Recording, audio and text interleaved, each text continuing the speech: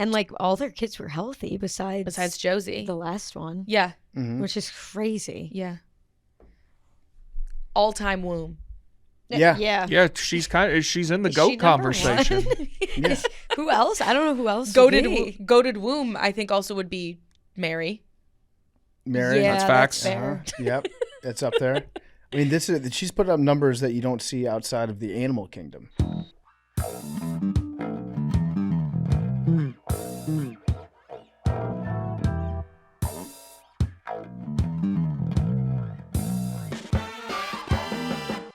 Welcome back to Macrodosing. It's Thursday. It's October 17th. All right, we're back. We got Arian back here.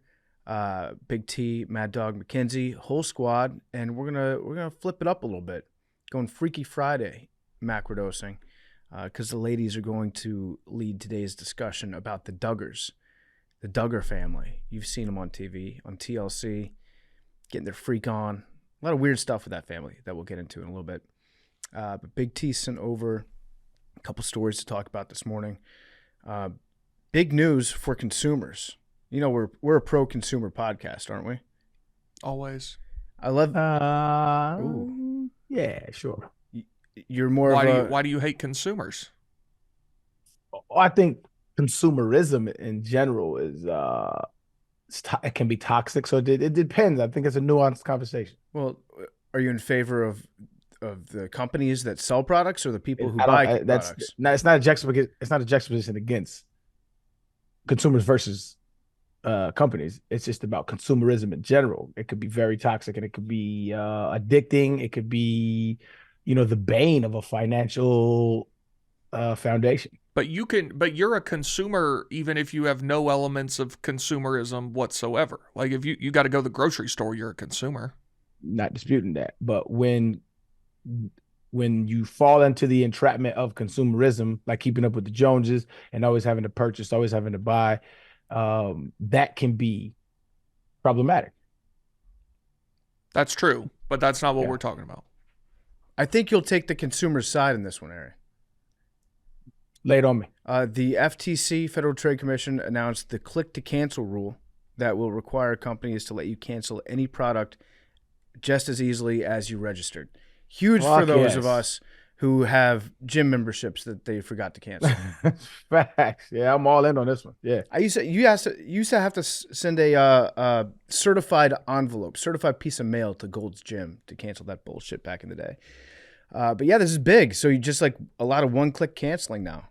And I also feel like a lot of the times you unsubscribe from an email, you don't actually really unsubscribe. I've had that happen 20 times. It takes you to like a landing page that takes forever to load, so you assume that you've canceled, and then it turns out that there's another button that you have to click. I just block I don't do unsubscribe now, because you click unsubscribe, then it takes you to their website. You got to click why you're unsubscribing, go through 3 things. If you just block the sender, they keep sending them to you, but you don't get them. So this is, I think everybody should be in favor of this, right?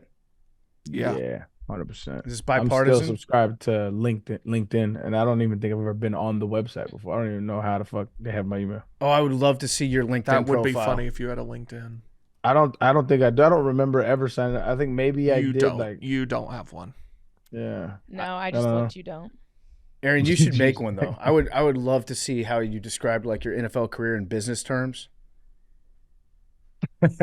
Self-starter. Yeah. Yeah, overcoming obstacles. Blue collar, earned it the hard way. Yeah, top producer at mid-tier company in Houston, Texas. Yeah, startup company. Yeah, startup, small business. You should make one, Arian. That'd be very funny. That would require me to spend time on it, and I'll make one for you, Arian. Beautiful. Let me know the password. Learned valuable lessons in teamwork. Yeah. Yeah. Proficient in Microsoft Excel. Yeah, you definitely have to include that would fuck me up. That would be lying on my resume. Have you seen people who do use Excel actually proficiently? Yeah, it's another language. It's crazy. Yeah, it's sick. I had to take an Excel class in college, and I failed it the first time, and I got a D- the second time I took it. It is hard. It was tough. People that Did you take it a third time or just take the L? I just took the L. So then did you not have to have it anyway? I had to have it. I was in my finance major era of my life, and then once I switched out of that, I no longer needed that class, so it didn't really matter. Got it. I'm trying to log into LinkedIn for the first time in probably 15 years. It's not letting me because apparently Odell Beckham has a LinkedIn page. There's a lot of NFL players that have LinkedIn pages. Can you try to pull up Odell Beckham's LinkedIn page? I can. Because I want to read his profile and see what he puts on there. He is a professional athlete, investor, and entrepreneur, and his employer is Miami Dolphins. Mm-hmm. And his about page is Odell Beckham Jr. is an American football wide receiver. In 2014, he was the NFL Offensive Rookie of the Year. In 2015 and 16, he was second team All-Pro. From 2014 to 2016, he was selected for the Pro Bowl. He holds many of the NFL's receiving records, including most receptions by any players within the first 50 games of their career, this can't be him. and the fastest player ever to 5,000 receiving yards. He now also holds the distinction of being a Super Bowl champion with the Los Angeles Rams. Odell is also building an extensive business portfolio off the field. Yep. Many of which are coming to market in the coming months. Stay tuned. I love that. He definitely didn't write that, but No. LinkedIn is like a huge social media platform. Steph nowadays. Curry has one. He played for Miami, so that means he would have to update it every time he changed the team. He's not doing Oh, it. yeah, did. he is. Yeah, Yes. that's him. Here. Hey, He's not, but someone else is. I'll send this to you. His experience, professional athlete for 5 different franchises. It literally has it on there and the times that he was there. Mad Dog, pull up Richie Incognito's LinkedIn page because I can just see the picture of it. He is the in real life meme of like Twitter versus LinkedIn. Wait, okay. Look at Richie Incognito's picture that he's got, big T. Love that. He somehow went from like villain to like, I see him on podcasts all the time now. Like people seem to like chopping it up with him. Yeah, Richie, he's an interesting guy. He's said and done some really, really bad shit in his past for sure. I don't think that even he would like try to excuse some of the stuff that he's done. But he also has a fuckload of teammates that love him. And that he seems like a dude's dude. He is. He's got you can tell dude's got a temper. I've never seen it in the times that I've hung out with him, but like you can tell this guy he lives on the edge. He's, he can flip into violent mode pretty quickly on the field. That probably helps being an NFL offensive lineman. Yes. Having a temper. Yeah. So do you have Richie's up there? Do you see his picture? I don't see his. I can't find his. Arian, what would you say was the general temperament of most offensive linemen you played with? What do you mean? Like were they mostly nice guys? Like kind of you didn't want to fuck with them? Nah, they all cool. I mean, I think most dudes who was dogs on the field, you have a switch. I had a switch where like just talking, conversing, blah blah blah. I'm cooler. I'm chill. I'm calm, dude. But I have a switch that I could turn on that you probably wouldn't recognize me. Or you'd be like, yo, you got it. Something's wrong with you, man. I think pretty much everybody who's a dog in the NFL got that switch. Rugby players too. For sure. I get mean.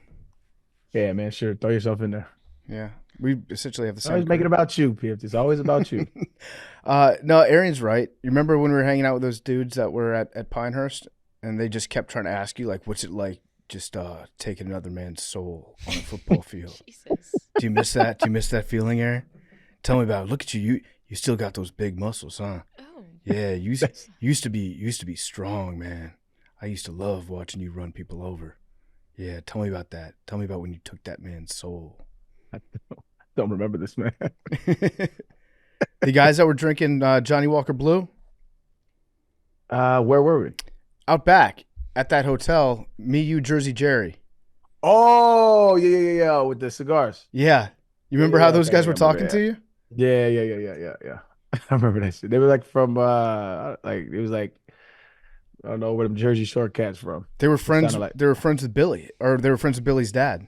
Yeah, his dad. Yeah. I remember that. Yeah. So I'm looking at Richard Incognito. Yeah. At his LinkedIn page, Richard Incognito, and he's wearing a suit and tie. Looks very buttoned up. Experienced professional athlete with a demonstrated history of working in the sports industry. I'm still not seeing. Richie lists the Las Vegas Raiders. He lists the Buffalo Bills, the Miami Dolphins, and the St. Louis Rams. Oh, he went to Harvard Business School. I didn't know that Yeah, that's crazy. about Richie. That's wild. Wait, what's the Buzznog? That's why I couldn't find him. What the hell is Buzznog? Richard It Incognito. just says director of sports. That's a great At title, isn't it? Also, crazy neck on that guy. Yeah. Aaron, did you ever play against Takeo Spikes?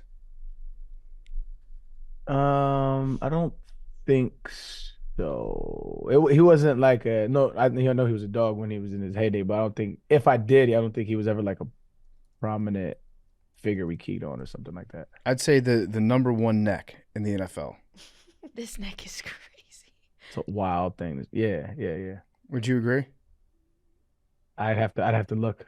I can't look him up. They called him the volcano because of his neck. I just looked up Buzznog, and this might be the fakest company that's ever existed. Careful. So I'm gonna read you. Just tell me what this company does, okay? Elevating the fan experience by utilizing technology and data to engage fans both on-site and remote, creating enhanced experiences and untapped potential.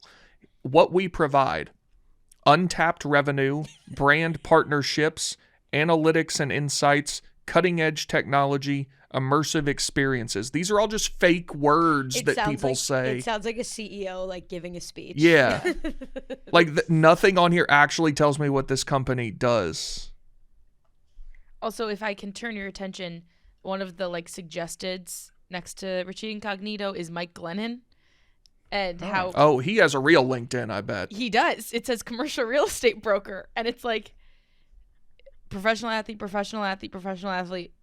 broker. That's the best neck in the NFL. I think that's the longest neck. Long neck. Yeah, longest neck. Also, Takeo's very, girth. very prominent Adam's apple. It is striking in his profile picture. I did not realize that Mike Glennon went the commercial real estate route post-career. That does sound right. I'd buy a condo from Mike Glennon. How much money did Mike Glennon make? $36 million. Wow. That's a pretty good guess. Thank you. 32. Okay. And his brother, Sean Glennon, Virginia Tech legend. Yep. He was Eddie Royal's high school quarterback. I know that because I played against his team. He was the quarterback at Virginia Tech, the game that they played Georgia Tech and some of their jerseys got stolen. Do you remember that? Yep. So they had to wear Georgia Tech jerseys and they wrote on them with Sharpie. That's why I love college football. Yeah. Did they write Virginia Tech on them? They crossed out the Georgia Tech with Sharpie. I don't think they just crossed it out, and then on the back they wrote their names just with a Sharpie. Did they just cross out Georgia? So it was just Virginia Tech? Let me find it. I don't know if we can track that down. But yeah, I guess going back to the original point that we're making. Oh yeah, those are awesome jerseys. Holy shit. I wonder how much you could buy those jerseys for. Yeah, so they just crossed out the Russell and Georgia Tech in Sharpie. You can still see it clear as day. That's amazing. As if they're not wearing gold. That's amazing. I think this is a good new law that the FTC passed. It's a great one. There's got to be some other low-hanging fruit out there, right? That we could just clean up real quick, stroke of a pen. That's bipartisan, you mean? Chick-fil-A is now open on Sundays. No. That's problematic. Yeah, you're gonna get the super hard. You want private businesses to be compelled to only Chick-fil-A. Just Chick-fil-A. Only Chick-fil-A. Yeah. It's written for that one. It's worked by volunteers. So they can still keep their principles. Just open the doors to some volunteers. I bet you there would be some volunteers. 1,000%. I bet you Chick-fil-A could say, hey, we want to open on Sunday, but we don't want to force our employees to work on Sunday. If they want to have that day off, go to church, we want them to be free to do that. We will staff our restaurants if we have enough volunteers. I bet you there would be a line of people that would do it for the public good. It's also a business, they create artificial scarcity. It helps them business-wise. Do you think it does? Absolutely. I don't know if it does. I think at this point, I don't know. I don't know if it does at this point. It would be interesting to see sales from Saturday to Monday. Then I'd have to see that. I would like to see that data. But if anything, it might give their competition more business on Sunday. Because at this point, it's like you just forget that there's some virtuous reason why they do it. You just be like, oh, I want to do some Chick-fil-A. Sunday not open. These motherfuckers. Yeah. It's more annoying than it is like Then scarcity. Because then it's like I can't wait to eat Monday. You can go somewhere else. You know, it's not like a. Yeah.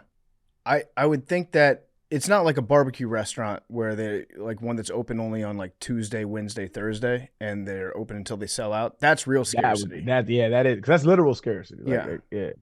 Chick-fil-A being closed one day a week, I don't know what that does. You would have a volunteer force of people that would just work at Chick-fil-A. Be like being in the military. Thank you for your service.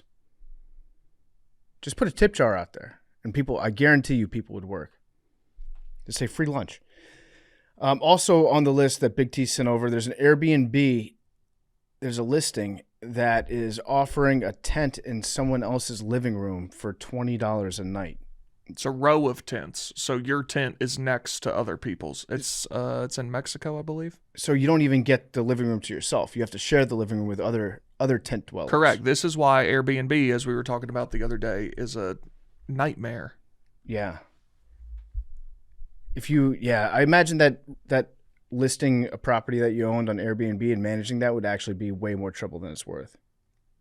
I think there are people who just that's their profession. Like they manage Airbnbs for people. Yeah. I bet it's a pain in the ass too. Can't even imagine. I'm so anti-Airbnb, it's crazy. The one thing I'll say that they did good was when I got a house for a weekend. This was like 7 years ago. Got a house on Long Island for the Labor Day weekend and went out there with Pat the Beeve, Kate, Liz Gonzalez, and we had a great time. There was a pool in the backyard, and then like after we checked out, they accused me of breaking their pool filter, and they tried to charge me like $50,000 for it. And then they said, yeah, you didn't fill up the pool to the line. Fortunately, we had pictures that we took in the backyard of a hose in the pool filling it up, and the water level was between the right lines. So we were able to prove that, no, this lady's a scammer. She's just trying to make $50,000 off me. The insurance company called me up, and they were like, yeah, it looks like she's just scamming you, so we're actually not going to charge you for that. But they tried to. That's what I'm saying. So why are you anti-Airbnb? Because at a hotel, that doesn't happen. That's true. And had you not had that picture, what would have happened? I don't know. Exactly. I don't know what would have happened. You're putting your life in randos' hands. Yeah. Yeah, also in a hotel, it feels like they've got it down to a science. Yeah. They have staff. They can move you into a different room. I'm terrified also of an Airbnb that has a hidden camera in it.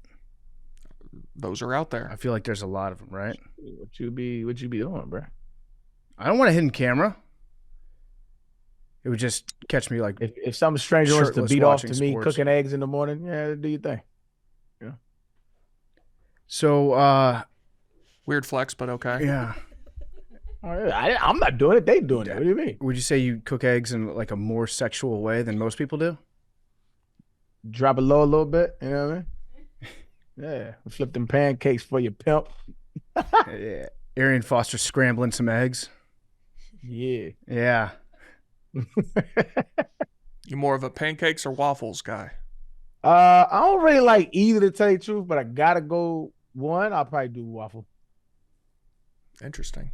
As I'm aging, sweet stuff is just getting less and less appealing to me. Like I know I've said it before, but like it's just even more. It's getting heightened, and the waffle itself isn't that sweet. But right, who's gonna eat it? Who's gonna eat a dry waffle? That's weird as shit, actually. I not like if you go to a restaurant and order a waffle, no. But I'll take 2 Eggos out of the toaster and just eat them.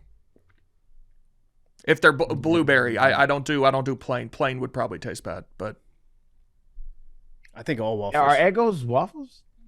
Yeah, like the frozen waffles. Is that bread? No, it's waffle. It's like waffle. You've never had an Eggo? Yeah, but I just don't remember. It's been over 15 years. Yeah, it's a waffle. Lego my Eggo. What's it? So it's an actual waffle. Yeah, it's like a frozen waffle that you just pop into your toaster. Because I remember it being yellow. It's yellow, right? Yep. Ish, yeah. Oh, yeah. Yeah, it's just been a minute since I had Eggos.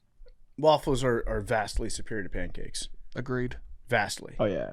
Yeah. Where do you scale a 1 to 10 bacon 10 being black, 1 being Whoa. like burnt. I know. I'm fucking with you. Where do you fall on that? I like it crispy, but not like hard. I like the little. I want to feel the crunch, but I still want it to flop over my finger. You know what I mean? Okay, I'd say that's I would probably say 6.5. I was gonna say that's a 6.8. Yeah, I like that. Yeah. I like 6.8. We'll go 6.8. Yeah. Where are you at, Big T? I'm in the 8s, creeping towards 9. You like it real burnt. I'm an 8.7. When I go to a restaurant, I tell them I want it like a Frisbee because then they remember. Yeah. If you tell them you want it crispy, everybody tells them that. They don't think twice about it. They don't even write it down. I've got a friend that likes it underdone. Ugh. Like floppy, like super raw. Real strange. No, thank you. Medium bacon. Medium bacon, yeah. That doesn't really do it for me. You know, Jim Nance carries around a picture in his pocket of toast. So when he goes out to a restaurant, he can show a picture of toast the way that he likes it. That's smart. Do they get it right? I feel like if somebody pulls out a picture of toast, you have to get it right. I guess. Yo, that's insane. Yeah. I kind of like that. I might start doing that with bacon. That's crazy, dog. What? Let me show you a picture of my meat and how I like it. This is how I like it. Let me get my hog out. That means you eat out too much. Yeah.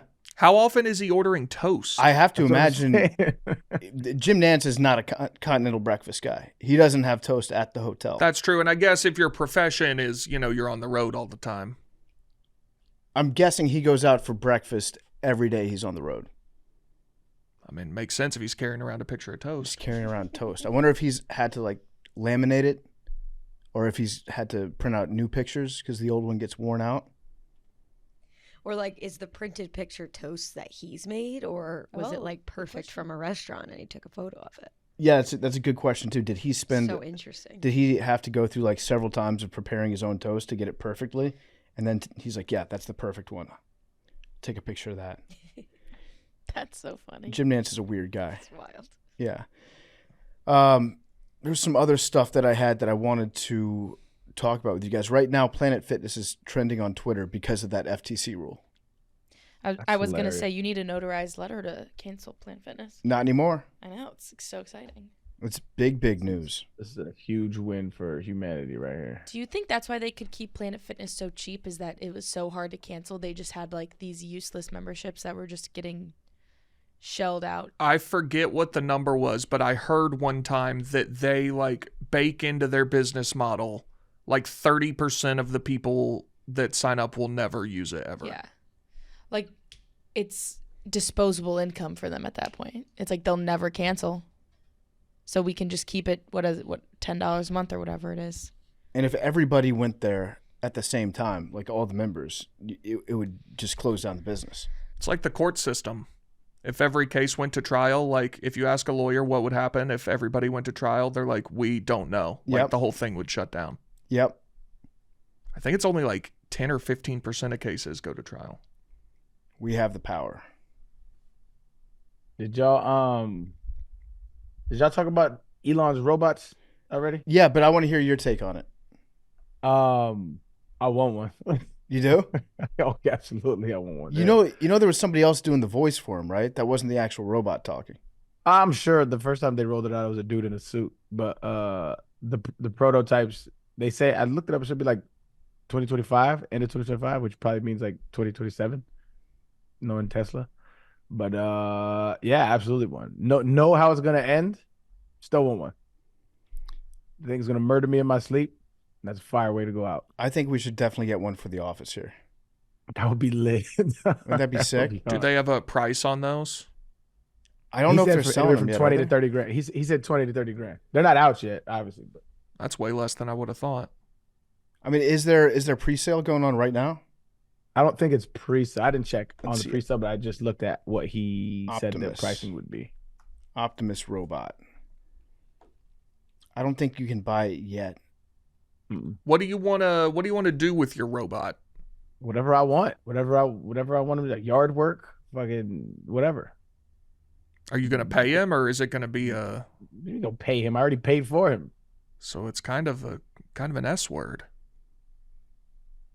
Yes, they already work for us. Machines already work for us. This computer turns on when the fuck I tell it to. Yeah, but or else I get a new one. This one's different. They got arms and shit.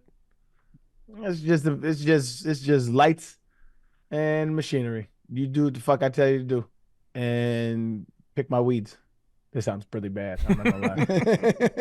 That sounds horrible, but it's a machine, bro. Would you trust them? Would you trust them in your house?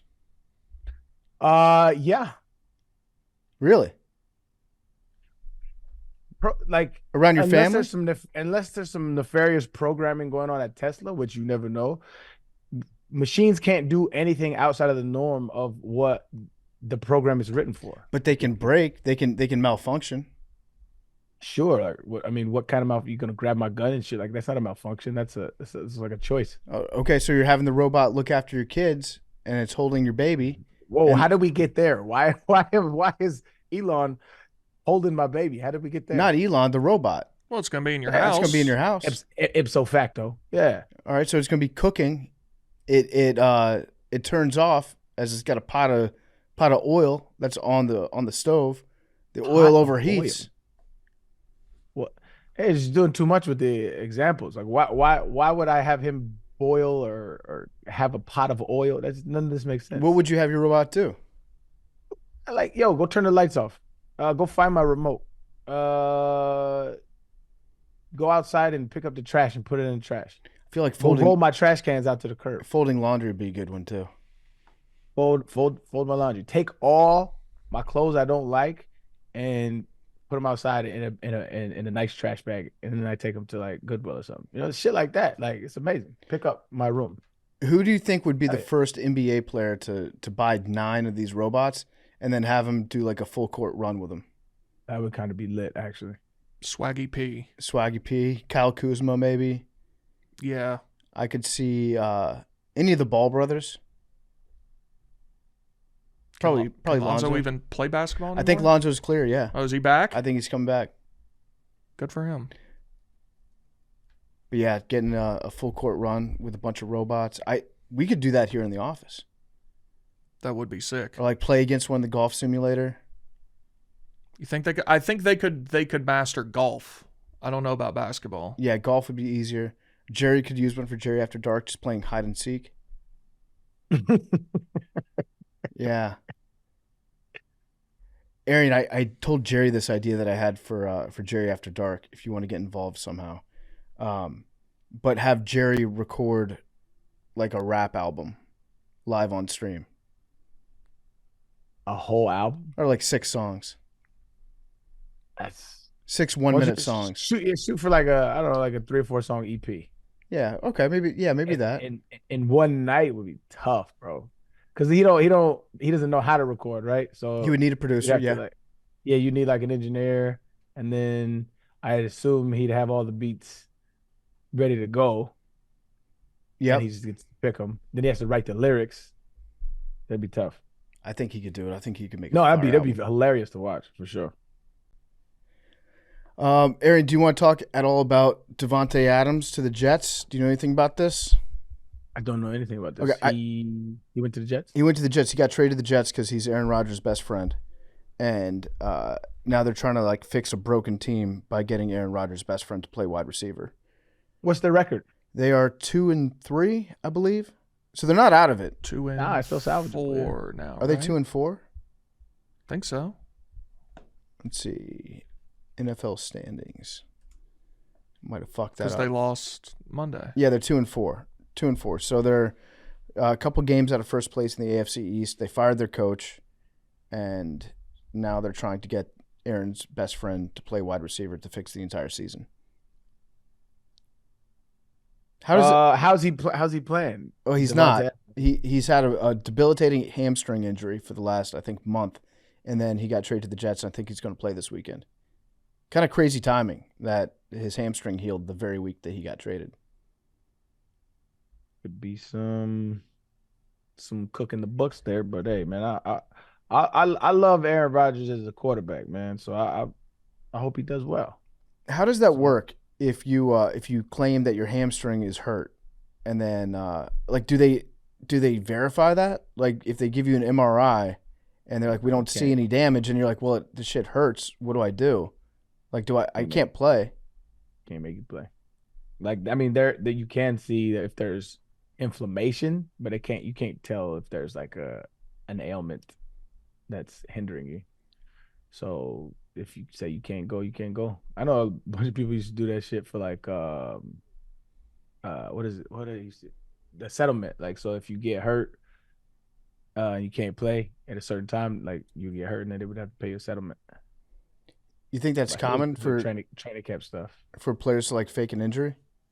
Probably lower tier players. The upper tier players, it doesn't really benefit you at all. Yeah, it probably hurts, right?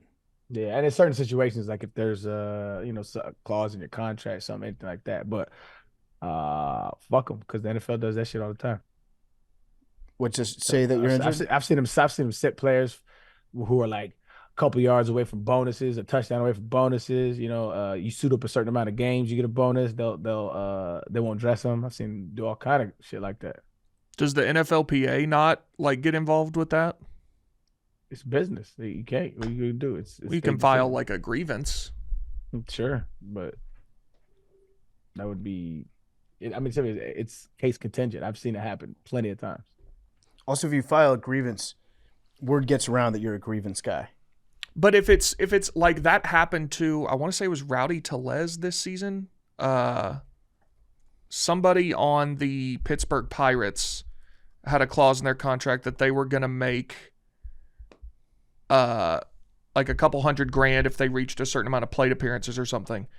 And yeah, it was Rowdy Tellez, and the Pirates cut him like 3 plate appearances short with like 2 or 3 games left in the season. That's fucked up. So like if it's something like that, obviously that's not a player going out of their way to like make a deal about something, like they got fucked. Yeah.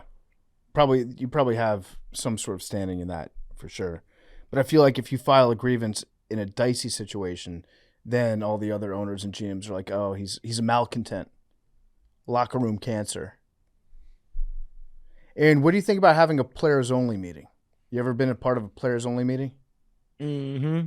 But it wasn't. Wait, you talking about for business aspects, or we got to get the team together? Get the team together. Like you guys start 1 and 5 players only meeting. Yeah, those can go one or two ways. It could help, especially when you talk about grown men. I think it's probably more rare that it would help, but it's possible. But usually they end up just people like you handle your shit, we'll handle our shit. Like, don't, you know what I mean? One of those kind of things. They just end up yelling at each other. It can devolve into that very quickly, and so the come to Jesus meetings, it could go bad. Depending on leadership. I saw that the University of Miami had a players only meeting because they're undefeated. They're 6-0, and they said 6-0 isn't good enough. They should be 4-2. And they had a players only meeting to talk about how 6-0 wasn't good enough. I love that. I actually like that. No, I actually like that. That means that they have a standard that they're not happy with. I like that. Yeah, it's like they know that they've been lucky in 2 of the games. How did this get out that they got a players meeting though? That's a good question. I don't know who put it out there. I saw they asked one player about it, and he said, "Yeah, 6-0 isn't good enough."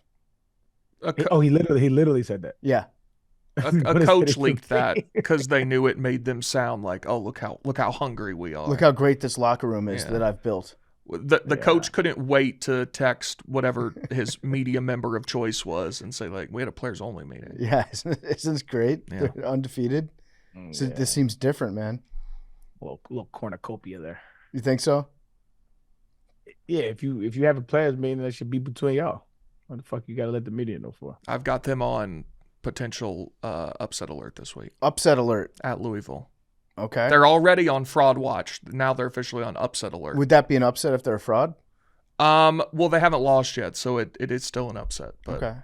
But they're on fraud watch generally. This weekend, particular, they are on upset alert. Okay, I'm gonna file that in my back pocket. I might sprinkle some money line. There is some other Jets news, some very important Jets news. Fireman Ed, you know Fireman Ed, Big T. I do. Arian, are you familiar with Fireman Ed? I'm not. Not a fan. Not a fan. He's the guy that stands up and he leads the crowd in JETS, Jets, Jets, Jets. And he wears a fireman hat. I think he is actually a fireman. Okay, I've seen him before. I played there a few times. So here's why I don't particularly care for this guy, Fireman Ed. He quit the team as a super fan. I vaguely recall this. He quit after the butt fumble. He said, I can't do it anymore. I'm out. I'm no longer a fan of the New York Jets. You're not going to see me at games. I'm not going to be doing my Fireman Ed thing. And then he came back to the team. We've all done that, though. But we're not super fans. We're not the ones out there that make everything about their team. It's fine if you want to quit. If you want to be like, okay, I'm done being a super fan, but you can't come back. We've all Mac Browned. But not in like a very public super. You're resigning from your duty if you're a super fan. You're not just giving up rooting for the team. This isn't about you. It's about something bigger than you. How quickly did he come back? I think it was a couple years. Oh, see, that's different. If you quit after the butt fumble and then 2 weeks later, like, that was rash. Yeah, that's one thing. If you're away for a couple years, though, I feel like then you've made your bed. I feel like, okay, the butt fumble was 2012. Didn't they go to like the AFC Championship in 2010 or 10 and 11? Like I think. I think they went back to back years. Yeah, one year make you fall off. I ain't even a fan like that, but what a sucker. Okay, so it was November 22nd, 2012. During the butt fumble game, Ed left the game at halftime. He deleted his Twitter account. He retired as the self-proclaimed mascot of the New York Jets. He said that he would attend games, but not in character. And then in 2015, Fireman Ed returned for the Jets' home opener against the Browns. I don't think you should be allowed to do that. I don't think you should. So all he did was just wear a fireman's hat and lead the chant? Well, you say that like it didn't have an effect on the game. Fireman Ed he was a super fan. He was the self-proclaimed mascot, Arian. And so he quit, came back, and now he's starting a big a kerfuffle. I think I would call this a kerfuffle. He is upset. He thinks he's being squeezed out. He's directing some pretty serious allegations at MetLife Stadium and at the people that run their Jumbotron.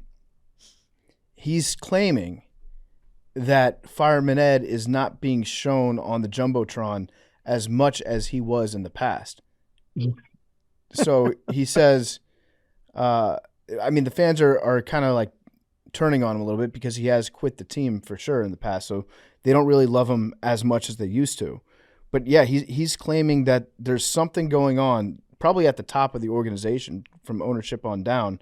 Fireman Ed is claiming that he is being phased out of the celebrations on the video boards and that fans have noticed he's getting less screen time during home games at MetLife Stadium.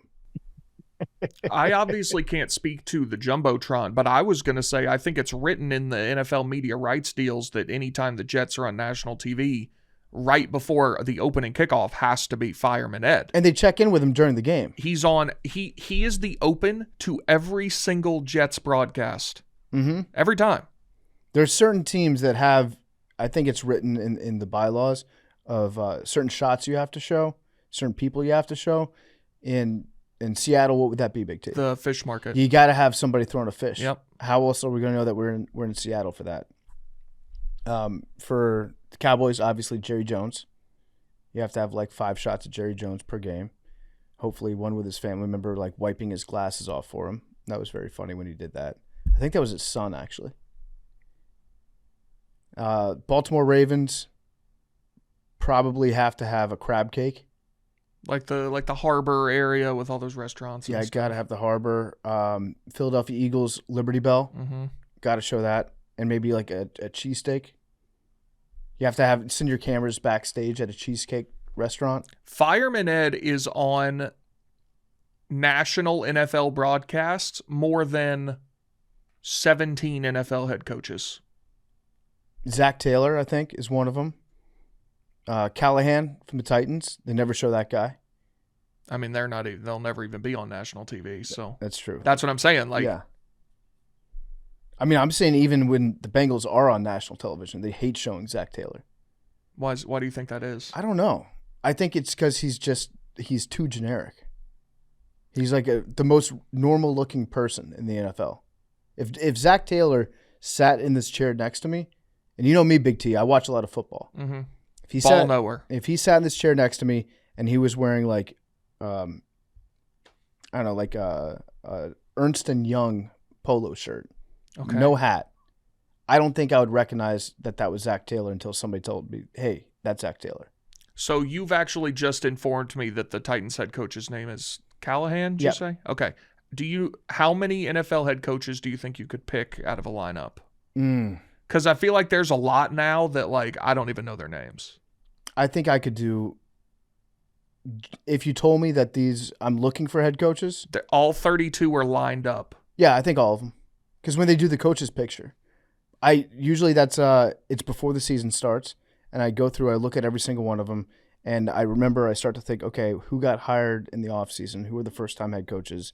That's got to be that guy. Because I usually have an idea of what they look like. Now, I guess actually that would be an inefficient way to do it. You would need guys that look similar to them. Yeah, I could get fooled by a couple doppelgangers for some of the new guys, for sure. Yeah.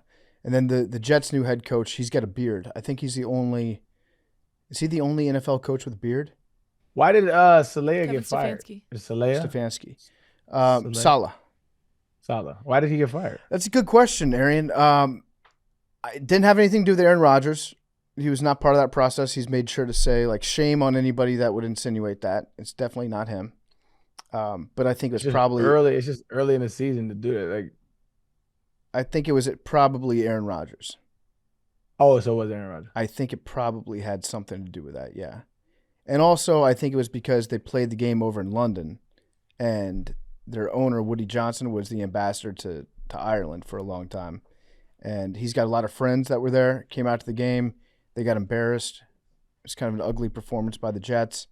And so I think Woody Johnson got embarrassed, and then he was like, okay, you're fired. Because I don't think that this is like a group decision that the Jets had between their general manager, owner, all those guys.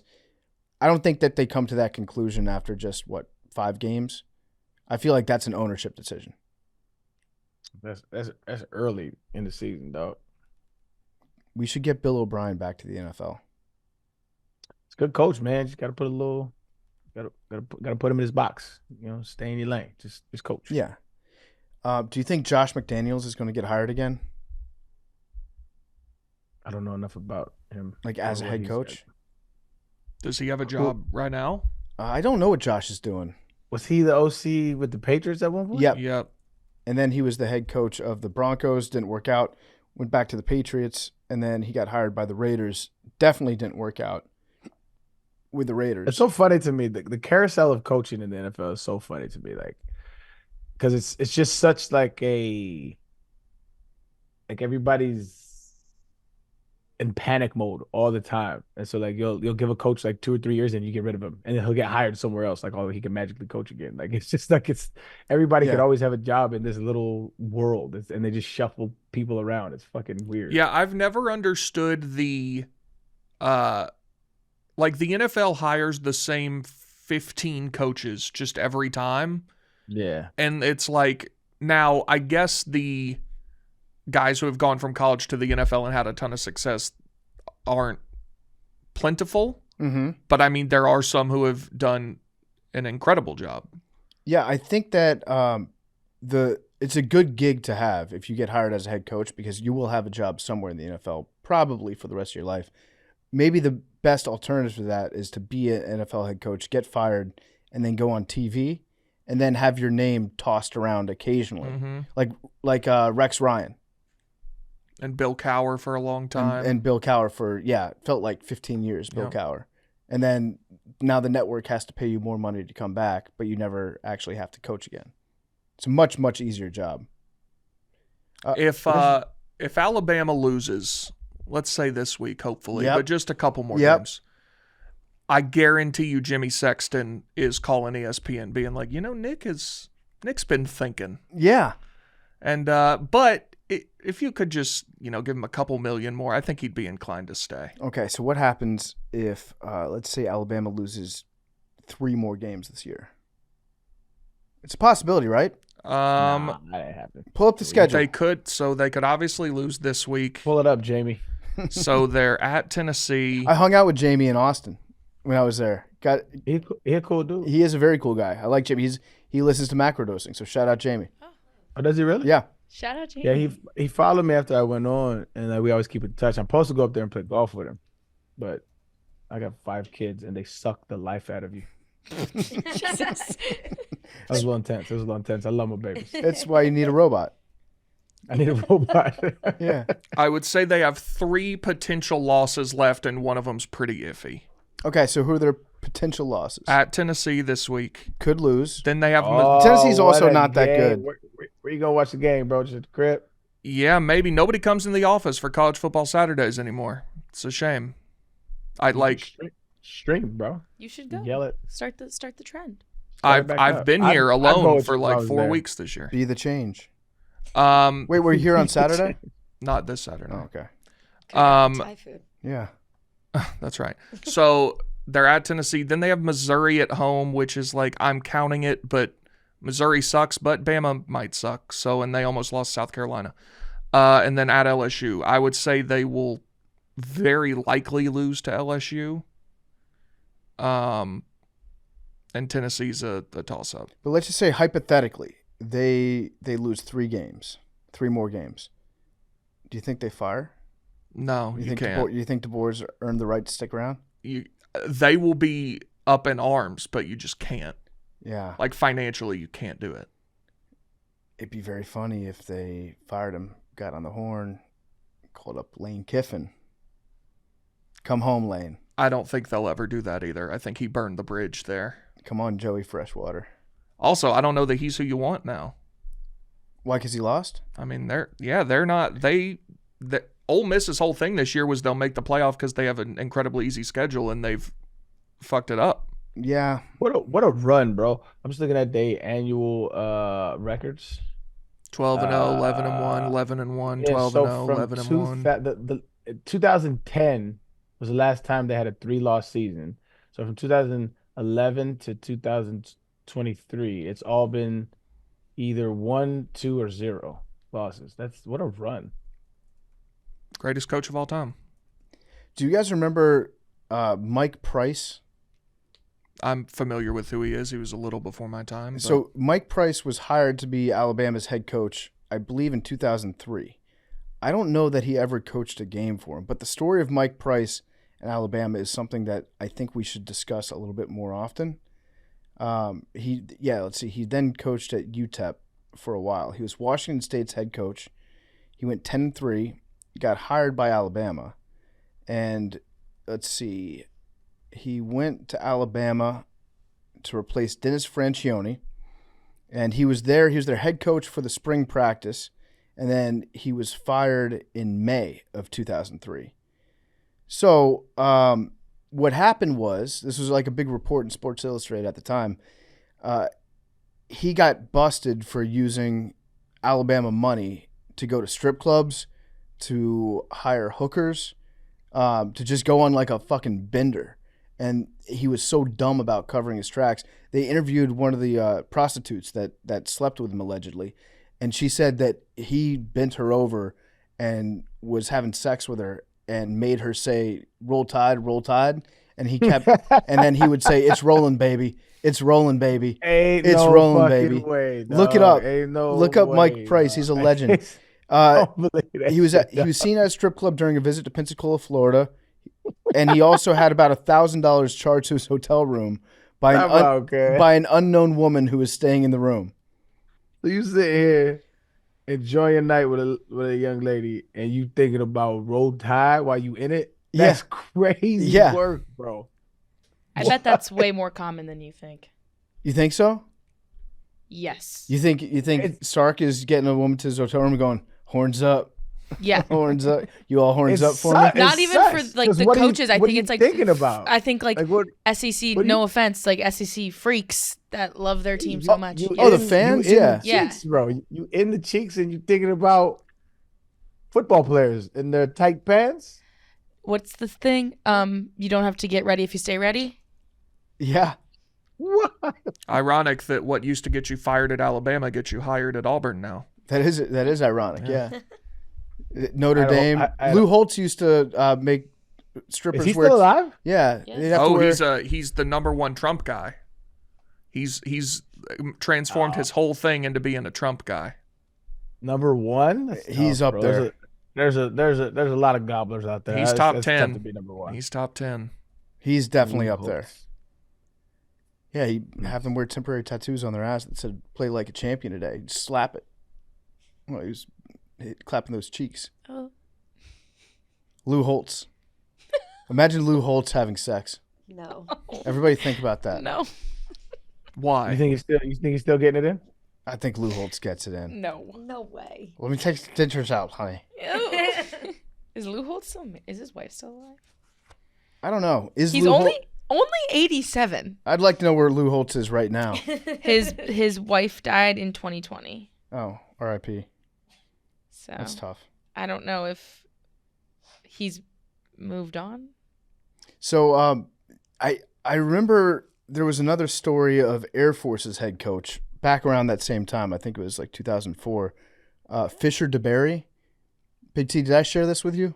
I'm not familiar with Fisher's work. I think you guys will enjoy this story. Back in college football's, I don't want to say heyday, but when there wasn't such a media buzz around college football, that coaches felt comfortable doing and saying a lot more dumb shit than they do now, which is a lot. They already do that. But they lost to number 20 TCU, and they asked him after the game why he's losing to good schools like that. And he said, "We were looking at things like you don't see many minority athletes in our program. It just seems to be that way that Afro-American kids can run very, very well. That doesn't mean the Caucasian kids and other descents can't run, but it's very obvious to me that they run extremely well." So he was saying we need to recruit more black players to the Air Force because they run well and white guys are slower.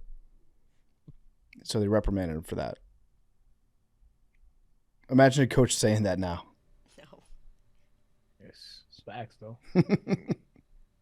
What it is, man. He's in the College Football Hall of Fame. Is he really?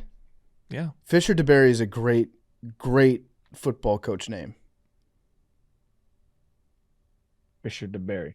Fisher DeBerry. The Fisher DeBerry, the sweeter the juice. What else we got going on today before we start talking about the Duggars? What's on your minds? Jimmy enthusiastically cast his vote for Kamala. So He did, yes. very glad that he made it to be able to do that. They mail it in? I think they said they dropped it at a courthouse or something. Did he Jimmy Carter. Yeah. You got to tape that. You got to get that on Last camera. act of service. We appreciate you, Patriot. We got to get that on camera. I want to see how enthusiastic he was. I have a casting feeling his we've vote. seen the last of him on camera. You think that's it? Sure. They can't just wheel him out there again. They probably shouldn't have done it the first time. They definitely should not have. Definitely should not have. But I mean, at this rate, he'll be alive for 4 more years, so maybe we'll see him again. I don't know. Yeah. Last act. We He appreciate might you, be immortal. I would not be. I need my shirt. Y'all send me my shirt, Maddie? Yeah, it should be coming soon. We got ours, wait. so I would check. Congrats Love to that. Jimmy for filling that wish. What about you, Aaron? You got anything you want to talk about? I went back home. That's why I missed last episode. I went back to Albuquerque, New Mexico. I went so my mom came in town, my sister, we all flew in town for the balloon fiesta because we never went growing up. And I went and I didn't see a balloon, bro. We didn't go one time because we just went out every night, went to the casino. My partner still lived there, and that's like one of my best friends in the world. And we just had a ball the entire time. So it was worth it, man. I enjoyed my time. So you didn't see a balloon? No, we didn't go one time. Stayed inside, but you could tell there was like buzz in the air. Oh yeah, it's like, it's starting to get that fall weather, like crisp air, and every morning they would go. We just because you got to get up like at 4:30 and go to the park because there's super long lines and everybody wants to go see them. But yeah, and didn't end up going. But I had an amazing time. Almost got kicked out of the casino. Great time. What'd you do? I had my driver's license is expired, but so like they didn't let me in the certain section, and so when I was trying to get in the section, they were like, "Oh, your license is expired." I was like, "I mean, I feel you, but it's like, I'm over 21, like I'm over this day, but it's expired." I'm like, "But you see," I was like, "You recognize this is a real license? This is a real license?" He was like, "Yes." And I was like, "So I'm not 38 anymore. Like I'm still 38." Like he's like, "No, it's just expired." And so I was like, I had the temporary on. They gave me a temporary, but I left it here. And so he's like, "We need the paper." I was like, "But I took a picture of it." I was like, "You see my real license? You see I have the temporary. I'm a legal citizen here, right?" And he was like, "Nope, we just need the paper." So I was like, "Whatever, dog." So as I'm walking out, my man's like, "Yo, let's just go print it at the front desk." So we go to the front desk. I print it and go back. He's like, "Yep, okay, this is good." I'm like, "Bro, what the fuck is wrong with you, man?" But whatever, man. You got rules you got to follow. But yeah, had a great time, man. Yeah, I think what happens at casinos is everything is obviously on videotape, right? Like there's cameras everywhere. And I think that they review all their employees by making sure that they check IDs and that the ID scans incorrectly. And if there's like discrepancies, they get in trouble for it. Because I've had similar things happen to me at casinos where for whatever reason my ID didn't scan correctly, or it was like 1 month expired, and they didn't like to take the temporary IDs that you could get printed out too. But yeah, I feel like they take that very, very seriously there. Yeah, I mean, I wasn't mad. I know they deal with a lot of like drunk riffraff and shit like that. So I was chilling, but when they let me in, they let me in. And then the fun part was I went a day later during the day, so I took out a rack just to like, have fun. Mm-hmm. I was like, I'm not going over this. Lost a bunch playing that night. I told you I won like 300 on it was a $15 table, so I won like 300 on blackjack. Came out even, and then so that next day I took out like a rack. I lost probably 400 playing blackjack, and then I went and played these machines. You know those new slot machines? They're like huge, like big as hell. Yeah. I hit 600 on that. Hype about that. Yeah. And then that dwindled all the way down to 200, trying to win some more. And so I had like, I don't know, 400 left, 500 left. And right before I went to go cash out, there was our chips. I just put it all on black. Won it right before I walked out. Let's go. I ended up winning like $200. Was that your only spin of roulette? Yeah. Just walked in, said put it on black. The odds are really good. It was like 49 or 48%. Yeah, something like that, because you've got the like green two greens spaces or something like that. Yeah. And then go ahead. Y'all tell me this: how do they make sure that those slot machines are accurate? That they're not just programmed? Like, I know how back in the day they used to do it when they would all be like mechanical machines. You get somebody to open it up real quick, check it to make sure it was all in order. There has to be just like fake slot machines out there, right? When you say fake, you mean never pay out anything? Or pay out substantially less than you think they'd pay out. I mean, I think it's like just a regulation thing. Like they have the gaming commission or whoever checks. How often do they check every machine though? I have no idea.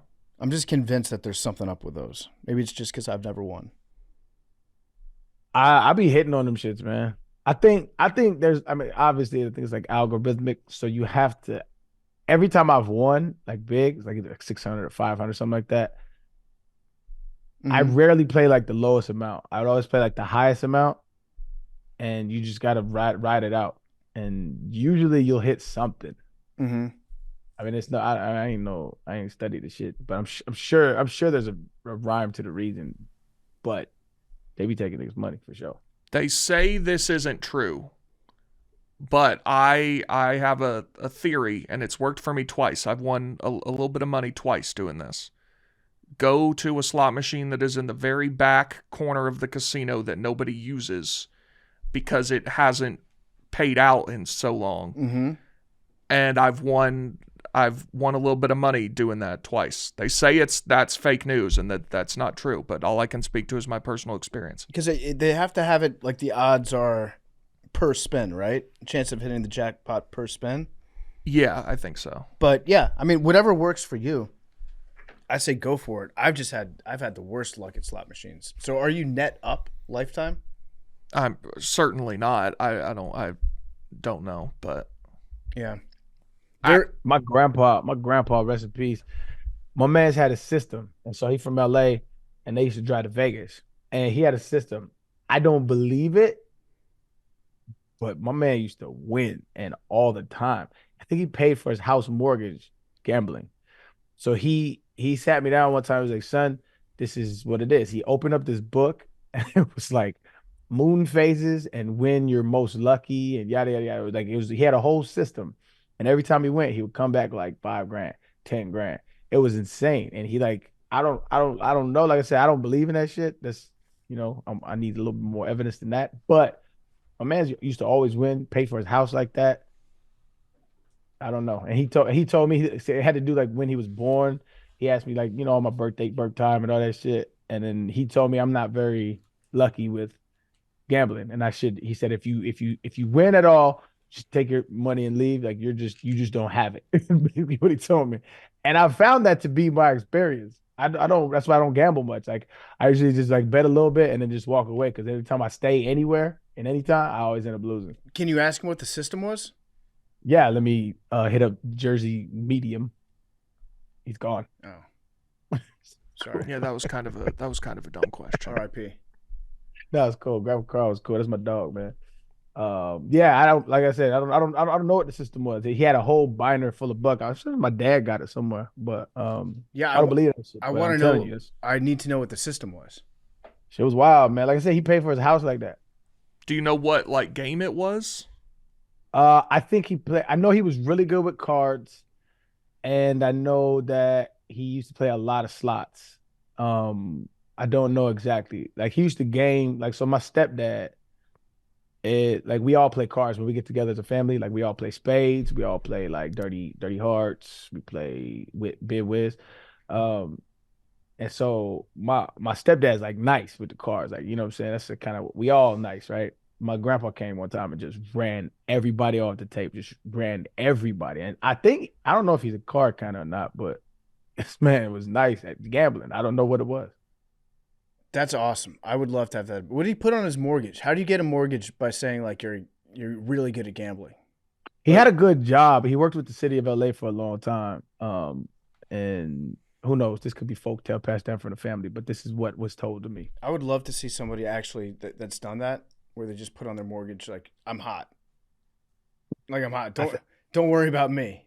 I'll get your money. I know a dude in college who's like upset because we would play a bunch of cards in college as well. Dude was like obsessed with playing the shit. Like he was like, I want to move to. I don't know if he ever did. I lost contact with him, but he had a plan to after college just move to Vegas, and that was going to be his job.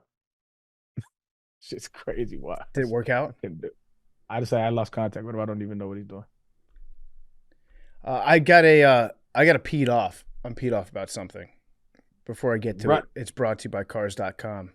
Cars.com, check it out. They got the Cars.com parking space just out front. If you want to find a trustworthy dealership reviews from shoppers like you, Cars.com offers the latest research, shopping tools, and dealership reviews to help every shopper find the perfect car. Shop by monthly payment or filter by features to find the cars that fit your budget and your needs. Cars.com is great. It's got everything that you want on there. Cars.com has any car, any feature that you want. You can see when your car is going to be most valuable. You'll be able to plan out when you want to sell it, when you want to buy a new car. It's all on Cars.com. Start exploring your possibility today. You can track your car's value as well on Cars.com. All right, I'm peed off about something in our medical industry. What the fuck is a referral? If you know that you have to see a doctor. Wow, I'm literally going through this right now. No, do you think? Go. Yeah. I mean, feel free, chime in all you want. What the fuck is a referral? I knew I had to see a specialist, right? So I'm trying to get the cholesterol in check, all that stuff, and I know that I have to see a specialist. I had to schedule an appointment with a doctor this morning talked to the doctor for, I think, 3 minutes. I think it was a 3 or 4 minute appointment. And I just said, hey, I need to see a specialist. Here's what I need. Here are my symptoms. Can you get me in touch with that person? They said, sure, no problem. Here's your referral, and then walked out of the room. And then you have to pay for that. Yep. That counts as a visit. Mm-hmm. I literally just set up today after leave this podcast and go to my daughter's appointment because she has I think she got eczema, but she having some irritation on her skin, but I can't set up an appointment with this dermatologist I want to see without a referral. And I'm just like, this is such a fuck stupid. I'm just gonna come here anyway, bro. Yeah. And we just have to show up there and say, give me a piece of paper that's illegible. Yeah. Why is that? Why do we have to do that? Fucking Joe Biden. Whatever it is, it's broken. It's like you have to pay for an appointment with some. Why can't you just like hit up the specialist and say, here's what I'm dealing with. Can you see me? I don't know, bro. I don't know. I'm with you though. Let's storm the Capitol. Storm something. Because it stinks. Because I had to wait like 4 days for my appointment to get my real appointment that's not going to be for another 2 weeks. I don't like it. I'm personally inconvenienced, so now I care about it. That happened to me when I was dealing with my wisdom tooth. So I went to the regular dentist who was like, you got to go to the oral surgeon to take it out. Then I show up at his office. So I paid for that appointment. Then I show up at his office and he goes, okay, we're going to do the consultation. And I'm like, I showed up here to get the tooth taken out. He's like, well, yeah, but I have to make sure you need that first. Uh-huh. So he looked at my mouth, goes, yep, all right, we'll do it. And that was $75. That's bullshit. It's crazy. They don't trust us. What is it about specialists? They think they're so high and mighty. They have to have like a personal secretary who's actually a doctor. Because that's what the general practitioners are, is they've become secretaries scheduling, gatekeeping you from seeing a specialist. Which This is why you just have to have friends that are doctors and then just get free medical advice from them. That's the best way to do it. Same with lawyers. Free legal advice it's always the best. Can never go wrong with that. I do plan on taking the bar exam at some point, by the way. I think that's going to happen. You going to study or raw dog it? I think I'll study. I'll study a little bit, like maybe a couple weeks. What if you pass? Then I can sue anybody that you want me to. You name it. I'm going to be filing lawsuits left and right. All right, you guys want to get into some Duggar stuff? I got real quick. I got bad news for you. You're going to have to go to another state. What do you mean? You can't take it in Illinois unless you've graduated from law school. Oh, it's one of those states? Yep. I thought I remembered that being the case. Do I have to live in a different state? I don't know about that. I would think no. That would just be if you were trying to practice law where you would be licensed. Now, do you think that they have different bar exams for different states? Yeah. Like, what state do you think would be the easiest to pass in? I think New York is the hardest. Yeah. That's all I know. Bet you Alaska's pretty easy. Yeah. Apparently, let's see. Easiest bar exam. I mean, if we're Mississippi, if we're just guessing. Yeah. I'm licensed in West Virginia. Oklahoma Okay. has an 87% first time pass rate. They just want tourism there. That's basically what they're doing. It's like, come to Yeah. Oklahoma. Take the bar I'm a exam. bar exam refugee. It says Oklahoma has an 87% pass rate, which is crazy. And then also Utah has a 94% pass rate. Oh, shit. Okay. What's New York's if that's supposed to be the hardest? Yeah, I wonder what's so easy in Utah. 66% it says on here. What is it in Utah that they want as many lawyers as possible? Mormons. Yeah, Mormons, but why? I don't know. Oh, Mad Dog. Have you seen? I don't know how long this has been here. It's probably been here the whole time we lived here.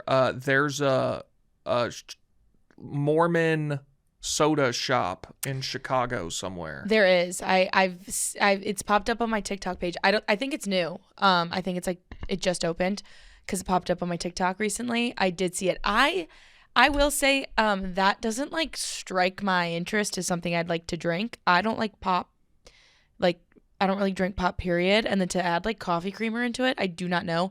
I think you and I should go for the novelty of it and just see what it's about. I think we gotta go. We should go. Don't call it pop though. That's No, I like that. Don't let him take that from that's you. like Mad nails Dog. on a chalkboard. Don't let him take that from you. I think I can. Well, one, I can say pop because that's how I grew up. But also, we're in the Midwest. Also, pop is dying.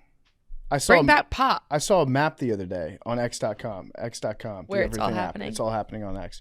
What is this? Why do we? That's why the do we name of do the this? app. It would be really funny. I think he might actually be getting paid, and he's doing it as like a bit, but he's actually Might getting be, money. bro. Like, what's up, man? You working with the overlord of Twitter? X.com. Where it's all happening. It's X.com. It's X. I have like Steve's Worldwide every time you. I've noticed that more and more news organizations are no longer saying X, the platform formerly known as Twitter. Mm-hmm. Now it's just becoming more X. I'll never fucking call it X. No. Yeah, I can't. I'm gonna be a old man on my motherfucking deathbed talking about I will delete be- all my tweets. I will use be the calling T-word? it Twitter long past the time that it's inconvenient and you have to explain to people what you're talking about. Yeah. I will still be calling it Twitter. Yep. I love that. I love it. Like old guys that still call him Lou Alcindor. What's that? I'm not saying the mumbo jumbo newfangled Kareem Abdul-Jabbar. He's Lou Alcindor. Always be Lou. Yeah, you guys should go to it because I did see, Mad Dog, I saw this map online the other day. Mm-hmm. And it said how Americans are losing the regional dialect of pop. And so it used to, Specifically pop. yes, well, Coke too. So for the Oh yeah, because longest, some places call it longest time, it was like all the Midwest called it pop. Yeah. The Deep South called every soda Coke. I have an issue with that. I think that's a wives' tale. I just What's don't that people in the South refer to every soda as Coke because I know some No, I used to. I didn't grow southern up in the people. South. I did. You did that? Everything was Coke Really? growing up. Yeah, every Sprite, Coke, Dr Pepper was Coke. It was That's Coke. interesting because I know like some deep South folks, and I've never heard of that. Apparently, it's I have known some people that have called it Coke, I didn't grow but up in the South though, so but I I can't speak for some. I know what Big T's saying. Like it's reported as being more prevalent than I think it actually is, but that's part of the whole equation where it's like some parts of the country it's Coke, some parts of the country it's pop. Now pop was like the entire Midwest, and then everybody else was soda. Apparently, that map has shrunk quite a bit, and fewer people are saying pop. So I appreciate the fact that Mad Dog is keeping the word You're alive. welcome. Don't lose the Ohio. I will say when I was in New York, I think I probably shifted a little bit to soda, but now I feel like I've shifted fully back to pop. But also, like, I think it's fun to call it a pop shop instead of a soda shop. Pop shop.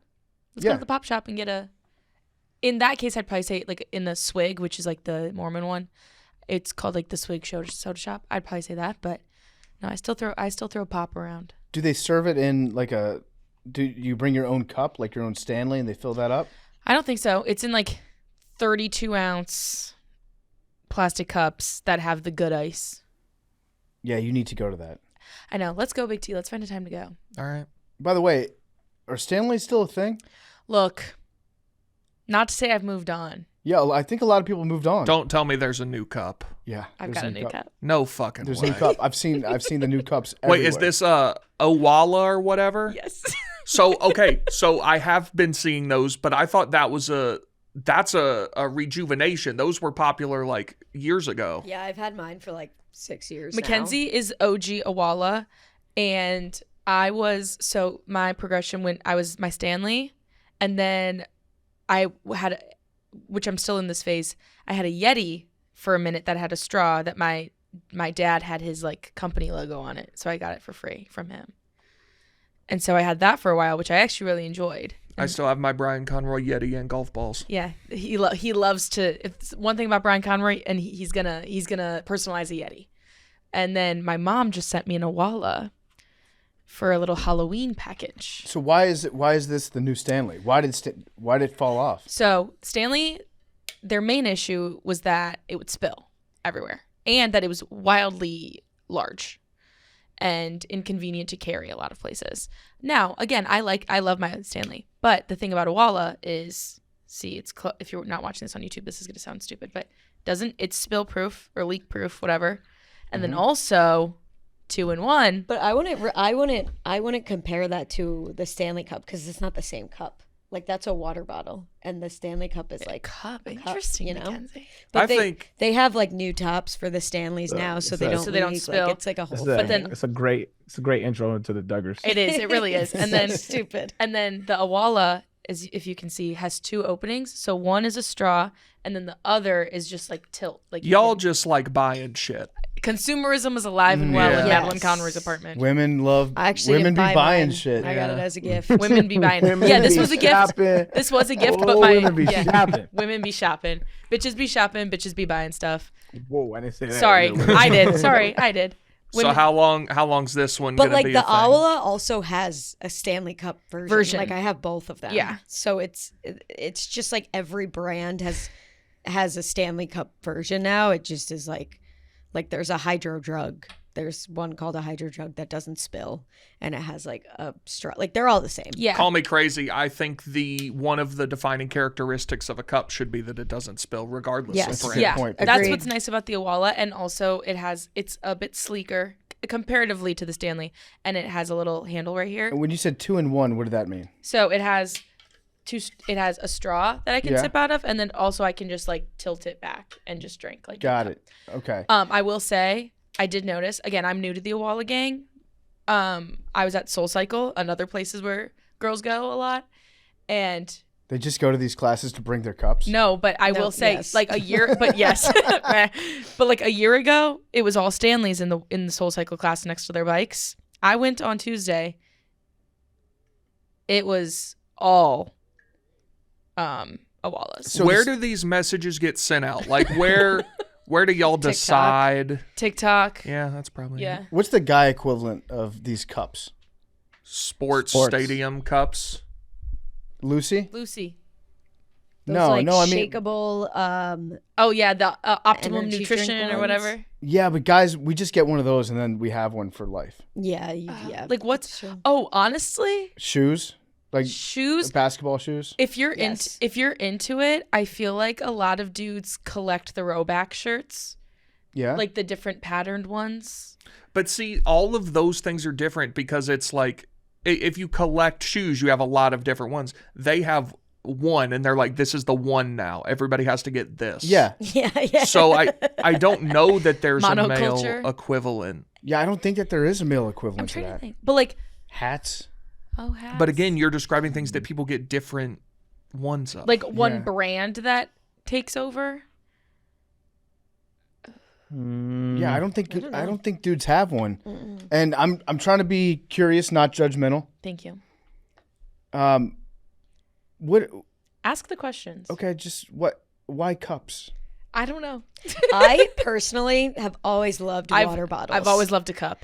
Like, I don't know what it is. Like, I have 7 water bottles at my apartment. It's like the weirdest I thing. love me a cup. I used to have camelbacks in high school. That was the big thing in high school, and Yeah. I went What, to like the backpack with the water No, bladder? No, just like no, the they just had like the brands. normal water bottle. But the thing with so I went to an all girls high school, so this like the culture of water bottles was sweeping at that time as well. The swells were a big one. Do you remember those, Mackenzie? Couldn't fit frickin' ice in them. But the thing at my high school was like these cups, because we had uniforms, so it was like you had to show your personality in other ways. So like the cups was a way to do it, and so then you would put stickers all over the cup. So then my camelback was covered in, at the time, Vineyard Vines oils Okay. everywhere. Makes sense. Right.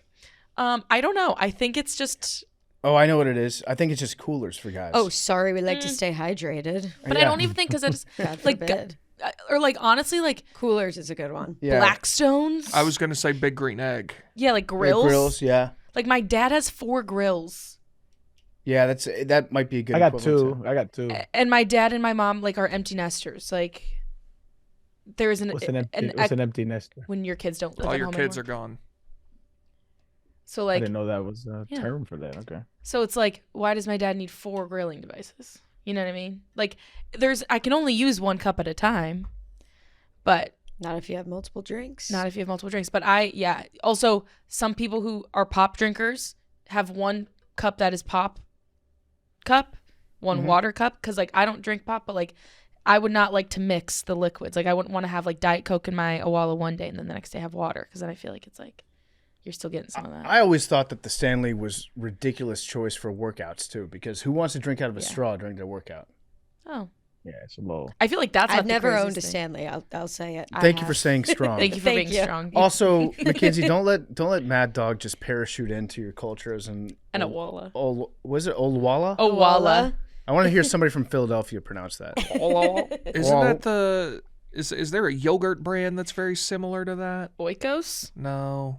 I'll think of it. Adwala? Yeah, what is that? Is that a juice? That's what it is. I don't know it's what a that juice is. Yeah, Is yeah. it? So they're doing a horizontal monopoly, and they're like, you know what? We should. Is that Yeah, that might be Oddwalla vertical. is juice, What's odd? I've never heard of that. bringing you the peak of flavor goodness since 1980. Mm-hmm. They're like, you know what? People buy our juice, but they drink our juice out of another company's product. Yeah. Yeah, I've never seen should this all- juice, but Odwalla's going to start selling toilets soon. Yeah. So it's just from cradle to grave, they own all the liquid that goes through your body. I'm shocked y'all haven't seen these. It's a very lib juice. I've never seen it. Seems like something y'all would have come across. What are some other lib juices? Yeah. Most of them? Yeah, I would say I didn't know there juice was is very lit. juices yeah, I feel are like lit. what's a conservative juice? I feel like is a better question. Naked juice? No, Yeah, no, absolutely absolutely not. no. Black V8? Rifle juice. Yeah. Is Coffee, V8 coffee is conservative juice Is V8 Black coffee. No, V8's lib. for sure. Yeah. So healthy shit is lit. Like Maid? Like too healthy, you know. Minute like, Maid, Minute Maid, Maid is Minute conservative. Maid is fiscally conservative. Socially liberal. Yeah. Like, they did- Tropicana They is changed their profile picture in like 2019 to the Minute Maid, but it's rainbow. They But then voted, they but voted they- for They Hillary. stopped doing that nonsense. They voted What's for Ocean's- Hillary in what's Ocean's 2016, but Spray, Trump in Big T? 2020.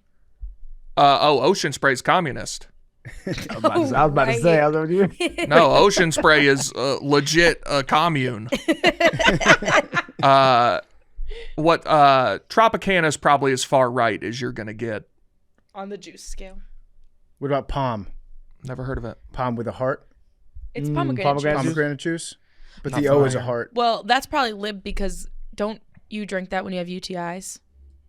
Pomegranate juice? Why does that? Cranberry juice. Because it's a woman Made thing. for that. What does that have to do You're with talking- its? You're talking about cranberry juice. Pomegranate juice Oh, is good yeah, for your heart. cranberry Yeah. juice. I just Never found take me out of this. with this dude. Cran grape juice. Yeah, has that's a so good good. one. evaded my Cran apple you should radar try. for years. They're doing cran cran grape. everything now. Cran That grape, shit is amazing. cran grape and some vodka. Holy Arian. shit. Isn't that just a transfusion? Kind Basically? of, but it's tasty. Mhm. Yeah. We're I've just never gonna heard of skate by the. transfusion. Well, actually, Never Mad, heard Mad Dog transfusion? outed herself as being somebody that hasn't had a UTI. If she didn't know that it was cranberry, I was about true. to shame you, but then I'm like, no, that actually means Yeah. you've never had yeah. occasion to pound cranberry juice. Nope. Damn. Sorry. No, I don't think you have to apologize for that. I don't know what the reaction They're is. horrible, so Yeah. I'm happy for you. Yeah. Thanks, guys. But yeah, no. Somebody is like patient zero for the new cups, though. I want to find out who that person Yeah. is. Someone on TikTok, maybe. Like, we're moving on. But it's almost like it's not like girls talk about them on TikTok. It's not like No. just got my new it's not like a huge thing. It's almost like telepathic. Maybe. Go on. Like I think it's just like women like sync up their periods and then sync up their water bottles. Their cups. Yeah. That might be a dumb thing to say. I think it's like, I don't think it's telepathic. I think they're doing a very good job of subtly marketing it. Yeah, too. it's Yeah. like and it's also like a lot of like word of mouth marketing. Yeah, but you see it in the background of a TikTok or Mhm. Yeah. Day in the life. day in the life, and then Yeah. casually taking a sip and putting Yeah. it down in the middle of their get ready with me. It's my day 17 of 75 hard. Had to get my 100 ounces of water in, and then I'm drinking out of my Owala.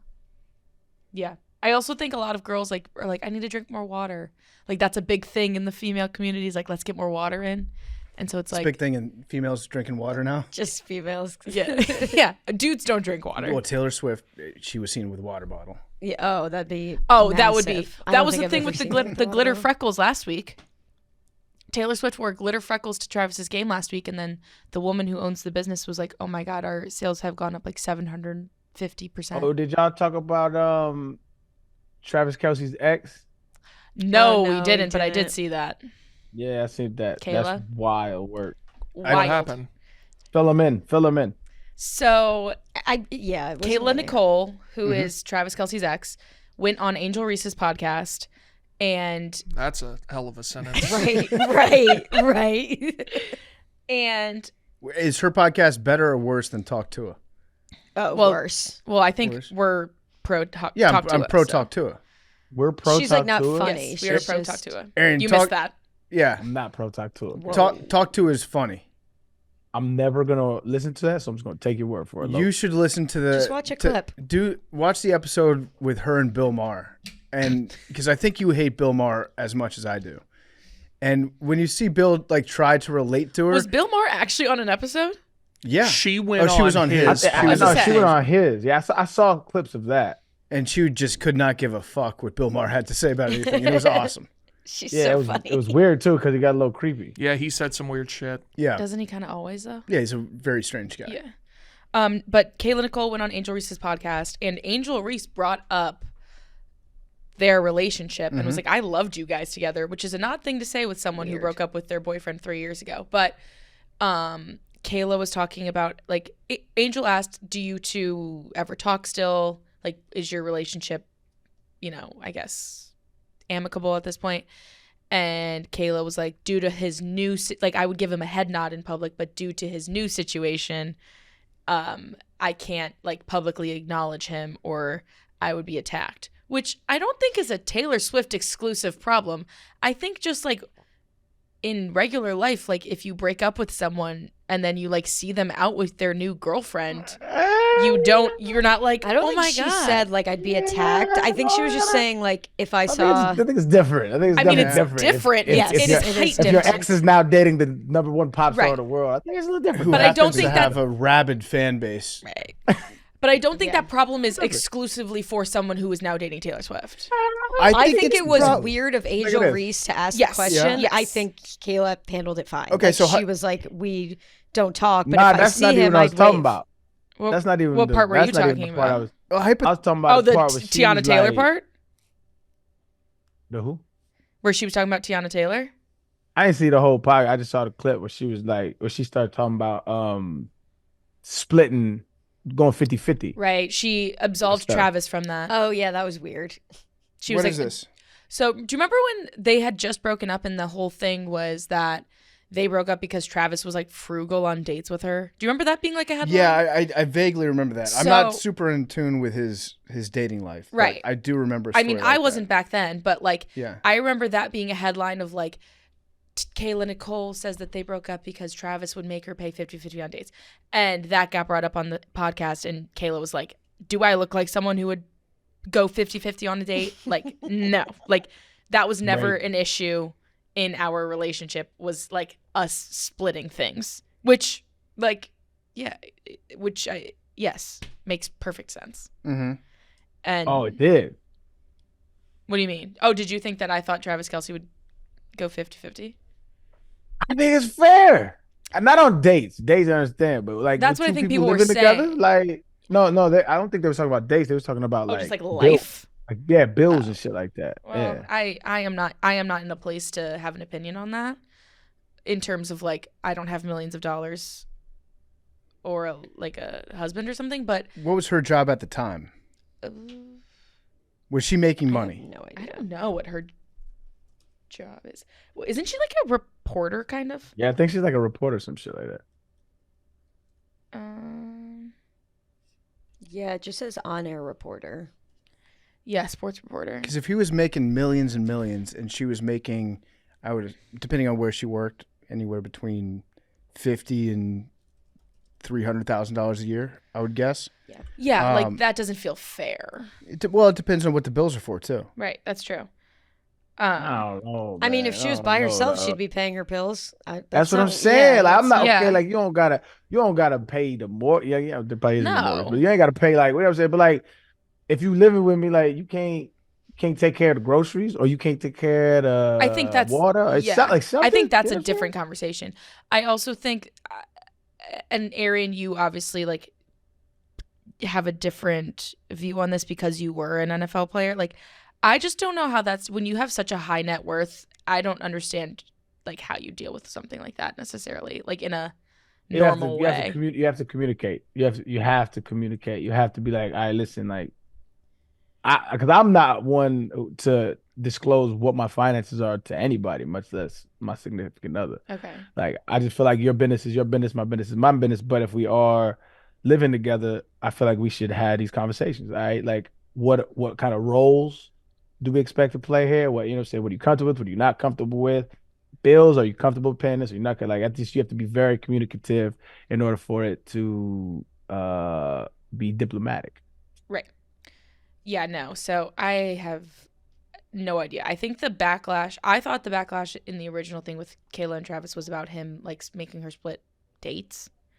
I didn't know it was dates. I thought it was bills. I thought it was, again, who's to say, but, or I could probably look it up, but, It was the attitude for me when she said, "Do I look like?" Yeah, like, yeah. that type shit, man. oh wait, little I kind of entitled. fucked with that. I was like, Yeah, yeah, girl, nah, you're hell pretty. no. Do I look like somebody gonna split the dates? Fuck you. No, I would never touch Oh, so you somebody look like poor? Like, okay. that. That's disgusting. It's disgusting. That's gross, bro. That means you know what it is. There's a bunch of women out there who will like go on dates with dudes just to get free meals. That That's is gross. true. Is that true? That's great, bro. That shit is gross. Oh, And it's dude, like I've you taking advantage, like, and this is not like I'm not simping for dudes, like I ain't an incel, but it's like you have a young man who had a hard day at work, he wants to take you on a Friday night, you not really into him, say that. Don't go get a free meal, dog. That's ridiculous. Like they pick where they're going? Of course. Maddie, you sound guilty of this. I'm not guilty of this. I am not a, Right, I am not, right. I don't If I'm go on dates. reading between the lines, it sounded like you almost said, I kind of get that. No. I just know people specifically in New York that did that a lot, where they would be like, I know someone who was like, I don't feel like making dinner tonight. Let me go on Hinge. It was not me. Nah, Or hell, anyone. see, no, that's ugh. Did that ever lead to anything bigger? No. She never That's a went on. personality trait. She never went on like a second date with any of these people. Jeez. Nah, that's a personality But trait, bro. she was like, That's- I'm gonna do it at dinner. That is gross, dog. I can't with that. That's so much Nah. effort just for dinner. Also, like first dates are one of the most terrifying experiences in Yeah. my life. I could not imagine doing all of that for a Hillstone cheeseburger. I But really not if couldn't. you're. Well, first of all, Hillstone is an outstanding I know, restaurant. that's true. But secondly, not if you're like just phoning it in and you don't give a shit. Like then it's not. Still, but like I don't know. Also, I might do that if I could go to Hillstone for free, Yeah. I would consider it. You go on a date with a dude? No, Hop on Grinder? no. If I was Are there I any, don't think you're going on dates on looking Grindr. for a Hillstone. if I Yeah. was a female Res. and that was an option available to me, are there any dudes out there that you think have done that? Gotten on Grinder to go on a first date just to get a free meal? Fit meals. No. Hey, I've how does that never- work with gay Way. dudes? Who pays for the date? It's a fair question. That is a fair question. I don't know. Ask Joey and Pat. How do you decide who pays for the date? Yeah. Yeah, because you culturally the dude does, but if there's nothing but dudes, like Or a usually, like lesbian. rock paper scissors. Yeah. Yeah. Mad Dog, what about that? Lesbians? I don't know. I'm asking what? Wait. Oh, because that took me a second. Right. Got me tickets to Sabrina Carpenter though. That's not homophobic if we ask a gay guy that. Well, is it? No, that's chill. I just Y'all got his number? I looked it up Yeah. real quick on Looked it up. and I got a hit. X.com, the everything out. No, I got a hit on Google, I got a hit. Okay. and it says I've always wondered how other gay people handle paying on dates. Usually in the first few dates, I always insist on paying, but after the first few dates, I expect the other person to pay every other time. I think that's fair. Or if the dinner was my idea, I usually pay. Yeah. What do? Do you split the bill? For what it's worth, etiquette for a first date, same-sex or otherwise, is that the person who suggested it pays. Yeah. That makes sense. Oh, that's a good way to. Yeah. I Yeah. like that. That's better. Even than for, like, what yeah. we got going over here in straight world. Right. Mhm. That should be the thing in straight world too. Absolutely. In straight world. Straight. In straight world, that should I've be. heard Did people we just invent suggest that? that just in general. Yeah. I love that. Absolutely. That makes the most sense. Or like But- an activity. Yeah, like I'll pay for the tickets to this. I suggested we went. And if you know that there's a big pay discrepancy in the couple, then I think that kind of factors into. But then how do you know if you're going on a first date if there's a pay discrepancy if you don't know them? It doesn't factor into it. Oh, okay. Not to me. I don't think so. So this is that's it's an interesting problem to have. And I heard that there was this also Angel Reese's podcast? Who was it where the girl was like, I dressed up for Halloween? What? Do you know what I'm talking about? No. There was some podcast. I forget who it was, but this girl said that she was dating a guy, and then they broke up, and he moved to New York City. She did not move to New York City, and he started dating a minor celebrity. And then for Halloween, That was Kayla. Yep. she did that. Yes, that was her. So she got dressed up for Halloween. Was this Travis after Travis and her broke up? I was under the impression it was before, but either way. I think it was after they broke Okay, up. it might be after. And Travis starts dating a woman in New York, and then Kayla dresses up for Halloween as Travis's new girlfriend. No, see, that's what I thought the Tiana Taylor thing was Oh, it might have been. with, wasn't it Iman? Yeah. Okay, so explain this to me like I'm an idiot because I'm very dumb. So I don't think you are, man. Well, I'm definitely dumb when it comes to this stuff. from okay. again, this is from what I'm gathering. Kayla was. It doesn't sound like the main girlfriend with Iman Shumpert, I believe it was. Okay. And she said that they were basically dating, but like not officially. And she picked up and moved for him and basically changed her whole life for this man. And then the ex left her for Tiana Taylor. Okay. And so then Kayla Nicole said that the pettiest thing that she ever did in a relationship was then dress up for Tiana Taylor. Dress up as Tiana Taylor for Halloween. That's weird. That is an That's weird. interesting move to make, I will say. That is the biggest red flag that's ever been How do you raised. even dress up just as another woman? Yeah. I don't know. Wear something. Nah, that's weird. That's weird as fuck. I don't know. But yeah, I would not like to do that. Or That's have like- that done upon me. Yeah, that's like this woman might kill you weird. Yes. Yeah, and it's also just like I think that only looks bad on you. Like Yeah. there's really yeah, not absolutely. there's not like an upside of like a gotcha moment there. It's just this is so weird. Okay, I'm taking Travis' side in everything. Yeah. Also, there was no need to admit that. No. And also like being a public figure, people can go back and find that like pretty much immediately. Yeah, because she was trying to be like all coy about She who was it like, I won't right? say names, but But here's the exact circumstances, and I dressed up Yeah. for Halloween, and then they just go back and find on her her Halloween Instagram, costume. and they're like, "Who did you dress up as for Halloween?" Yeah. Weird. Yeah, giant red flag. Yeah. Okay, women, man. Damn. What did you say earlier? Women be purchasing. Women be buying things. We be Buying shopping. things. Women Yeah. be shopping. That's actually a joke in the Nutty Professor. Yeah, it's Reggie, right? Yeah. Dave Chappelle. Yep. Reggie's gonna talk about your mama. Happen. It's true. Before we get to the Duggars, they're brought to you by Pardon My Cheesesteak. It's back in full gear. Football's here. Pardon My Cheesesteak is the best game day meal or late night eats. It's the best play call that you can make. Pardon My Cheesesteak brings you awesome cheesesteaks and loaded fries delivered right to your doorstep. It's now offering free delivery throughout the entire football season. You take your pick of all the delicious cheesesteaks made with fresh, thin sliced steak, melted provolone, mouth-watering cheese sauce, caramelized onions, all on a toasted hoagie roll. We got classic cheesesteaks, chipotle cheesesteaks, chicken cheesesteaks, buffalo chicken cheesesteaks, many, many more. Check it out now. You can get the Big Cat Combo. It's a choice of cheesesteak, fries, and a drink. Find Pardon My Cheesesteak near you. Order yours now at pardonmycheesesteak.com. Use promo code AWL. Get free delivery. Free delivery on that bitch. AWL, pardonmycheesesteak.com for free delivery. Hang on. Something has come across my desk that we have to discuss. All right, what's on your desk?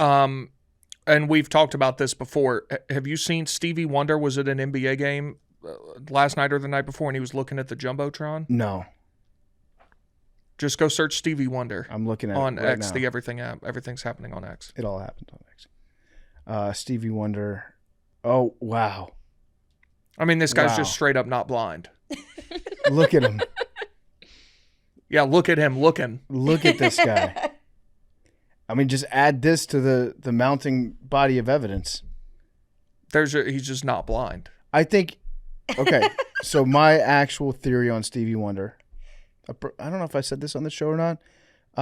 I think he has bad eyesight, like very bad eyesight. I think he's legally blind. He might be legally blind, yes, but he can see a little bit. Yeah. And I think at the time he was coming up, there's an old trope in music that there were a lot of famous blind black musicians, and they were marketed to the country as like blind Willie Brown, Ray Charles, for example. Like he wasn't really blues, but he was R&B, and I think that there was like a mold of a certain type of singer that was put out there, became widely accepted in the American mainstream. And so when there was another young black kid that was growing up, could not see very well, was a great musician, I think that people around him encouraged him to lean into the blind thing. That sucks though, because then you have to spend the rest of your life kind of can see, but Yeah. you got to pretend like you don't. Yeah. You Yeah, really that must put be yourself in a hard. box there. That must be really hard. And he's a great At this musician. point, At this point, you gotta come clean though, if this is the case. I don't think he'll ever tell It's us. too late. Yeah. Nah, fuck How that. old is he? No. What if like if he has like a show, you not gonna go because he can see? No, if you go to a Stevie Wonder show, you gonna go to a Stevie Wonder. Matter of fact, it might rev up ticket sales. Now, maybe I'm like, this all is right, just dog, me, but I think this has been outstanding for his career because I couldn't tell you a single Stevie Wonder song, but I know that he's blind. You don't know any Cult- Stevie Wonder songs? Cultural thing. No, that's the cultural I thing. do not. No, I think it might be an age thing, Arian. Isn't she lovely? Nah. Okay, so I am familiar with that song, but I didn't know it was Stevie Wonder. Stevie Wonder, Songs in the Key of Life is one Have of the you heard the best Black albums. Happy Birthday song? Happy Birthday. Oh yeah. It's a great version. Okay, I think I do know that. Happy birthday to you. Happy birthday. But like Stevie. again, I may have heard one or two, but I don't know that there's Stevie Wonder. Well, now you do, bro. But I know that he's blind, allegedly. If you listen to Songs in the Key of Life, Big T, I promise you, it'll put a smile on your face. Is Stevie Wonder the same amount of famous if he's not blind? I don't think so. Zero chance. I think that I think his don't know, talent bro. and his I think- songwriting. I'm not saying he's not famous, but he's not as famous as he is. I'm saying he made maybe one of the greatest albums of all time. Like it's arguable. It's top 10. Would you mean PFT? You agree? I had it top 3.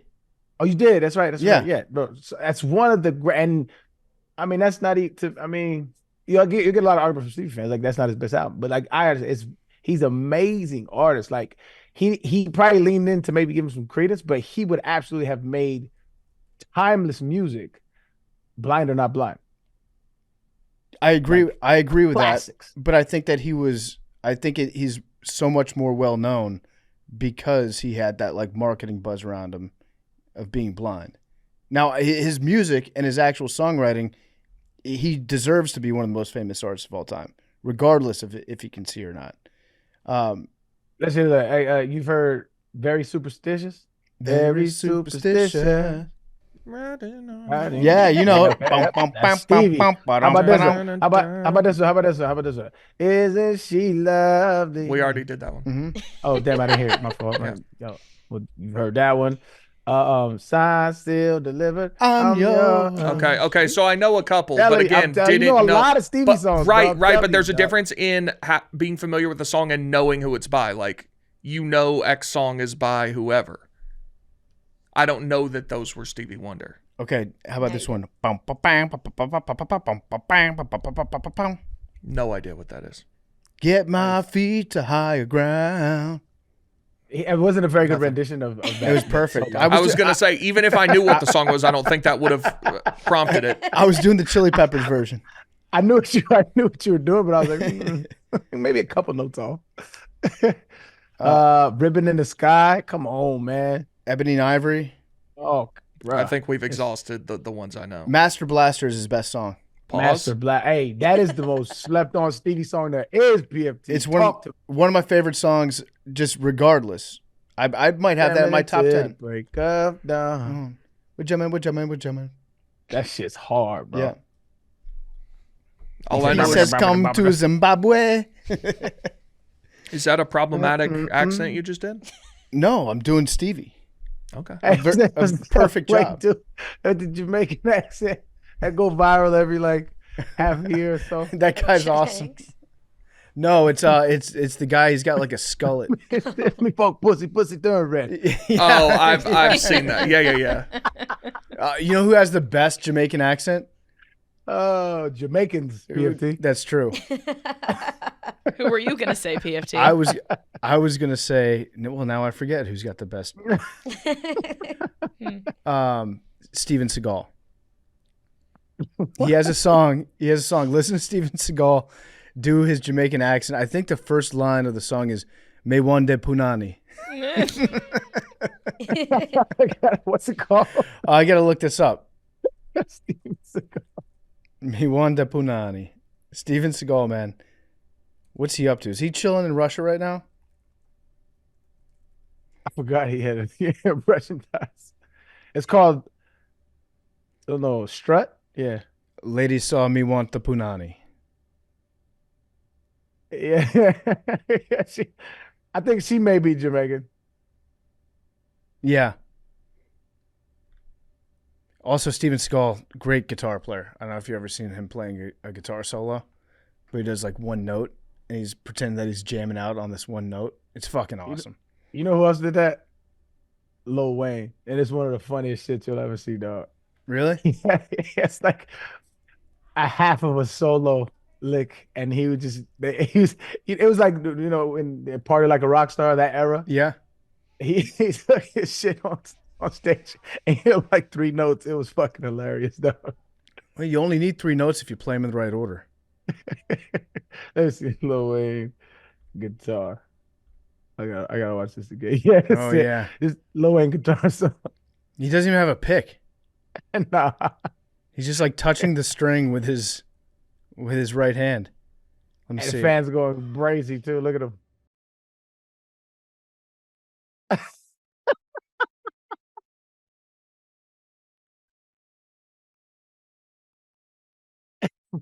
I don't know if his Nice. guitar's plugged in. It's really bad, dog. Hey, one of the goats can rap his ass off. Yep. All right, you guys want to get into the Duggars? Let's do it. Let's get into the Duggars, guys. You missed a golden opportunity right there. What? Dig You want to dig into the Duggars? Yeah. Let's dig into the Duggars, featuring Mad Dog and McKenzie. Oh God. Okay. We couldn't get one on, unfortunately. I know. Yeah. So weirdly enough, the Duggars from an extremely far right, high demand religion did not want to come onto Barstool Sports program. Wait, did they said no? No, they just didn't reply to. Oh. That's a shame. Yeah, I know. Yeah. That's a real shame. But yeah, and feel free to stop with questions along the way and interject. Okay. So the Duggars are a religious family from Little Rock, Arkansas, and the mother and the father, Jim Bob Duggar, started this family. Is that his first name? Yes. Jim Bob? I think so. I believe. Actually, that's a good. You know the best Jim Bob name ever. Jim Bob That's Cooter. my dog. Jim Bob Cooter. That's my motherfucking dude. I went to college with him. Oh, yeah? Jim Bob Cooter. I always forget that like he sounds like a guy who played in the 80s, but he was there 20 years ago. Mm-hmm. Hey, what's going on here? That sounds like Coach O. Will you ever call him Jimbo? Nah, we used to call him Jim Bob. I rarely called him anything but his full name. It was always Jim Bob Cooter. What the fuck is up, bro? I love that. Great last name. Like, Oh, good yeah. first to last Because name. imagine me coming from California, you know what I'm saying? And then I go to Tennessee and I meet a Jim Bob Cooter.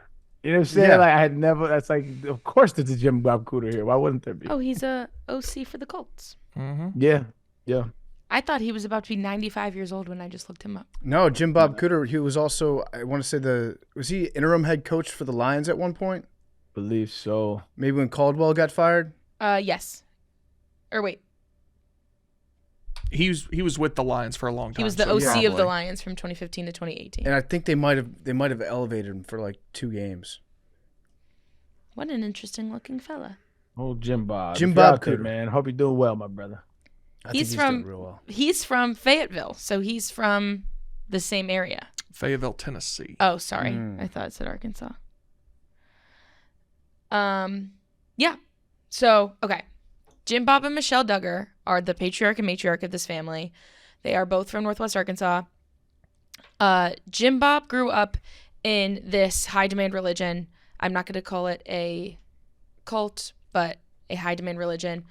I think that's a perfect description of it. Is like just saying I'm not going to call it a cult. Yeah. Right. But So, do your own research. Not I a guess. cult, If Not you a know, cult. you know. but yeah. High demand religion. And, But again, not a cult. and not a cult. Yeah, got it. Unless you want to go look, at the requirements of a cult. But whatever. And Jim Bob was raised in like the independent fundamentalist Baptist group. So think Baptist, but like far more conservative.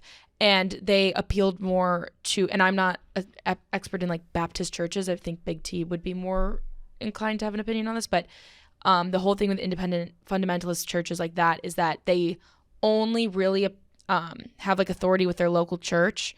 And there's no like higher, like bigger umbrella with that. So Jim Bob kind of grew up in this same religion that this whole family is in. Michelle, who's the mother, grew up in a more secular home. She, crazily enough, grew up wearing bikinis. Her whole thing is that like Jim Bob saw her in a bikini mowing the lawn one time, and that's how they connected. So she wore bikinis, she wore pants. Maybe you just appreciate how industrious she was. It's like, Exactly. Right. it's a woman that can work a plow. Exactly. So true. She was a cheerleader. She was a cheerleader. She wore pants, which will be crazy later in this story, and also used birth control, which is against the religion that they are in. They are a quiverful religion, which, hold on one second. So they get together. I have a question real quick. Yes. So he saw her wearing a skirt and he was attracted to her. And then he's like, I want to date you, but you're no longer allowed to wear a skirt. No. Opposite. Wore pants and shorts. She can only wear skirts. Okay. Oh, so but they're long skirts. Long Yeah. skirts. Got it. So I'm sorry. He saw Full her length. He saw wearing her a legs. wearing a bikini. swimsuit and was like, Give me I'm some of attracted to this woman. Mhm. But then now that you're with me, Cover up. you cover everything up because no one else can see what I saw. But not a cult, obviously. Yes, but yes, Okay. that's what happened. So, they get married 4 years later, and they are a part of this church. And basically, they have a belief called the Quiverful movement, which basically means there is no such Is thing. that Jerry? Yeah, Was it? No. it was. Tell Jerry to come in here. Jerry. He might be What, gone. what did he want? I have no. Hey, Eric was just checking in. What do you think about Rusty this weekend, Eric? Oh, he's just trying to find a place to record something. Okay, got it. So they get married in 1984, and Michelle is 18 when they get married. It says she was like barely 18, or I think she was 17, turning 18. Yeah. Mm-hmm. And Very close to 18. and I think Jim Bob was like 20. So got married very young. And I read that her neighbors used to complain about her mowing the lawn in a bikini. Probably. Because if they all kind of grew up in this highly religious area in Arkansas where there were people like this Yeah. in their communities. It wasn't like a small sect of people.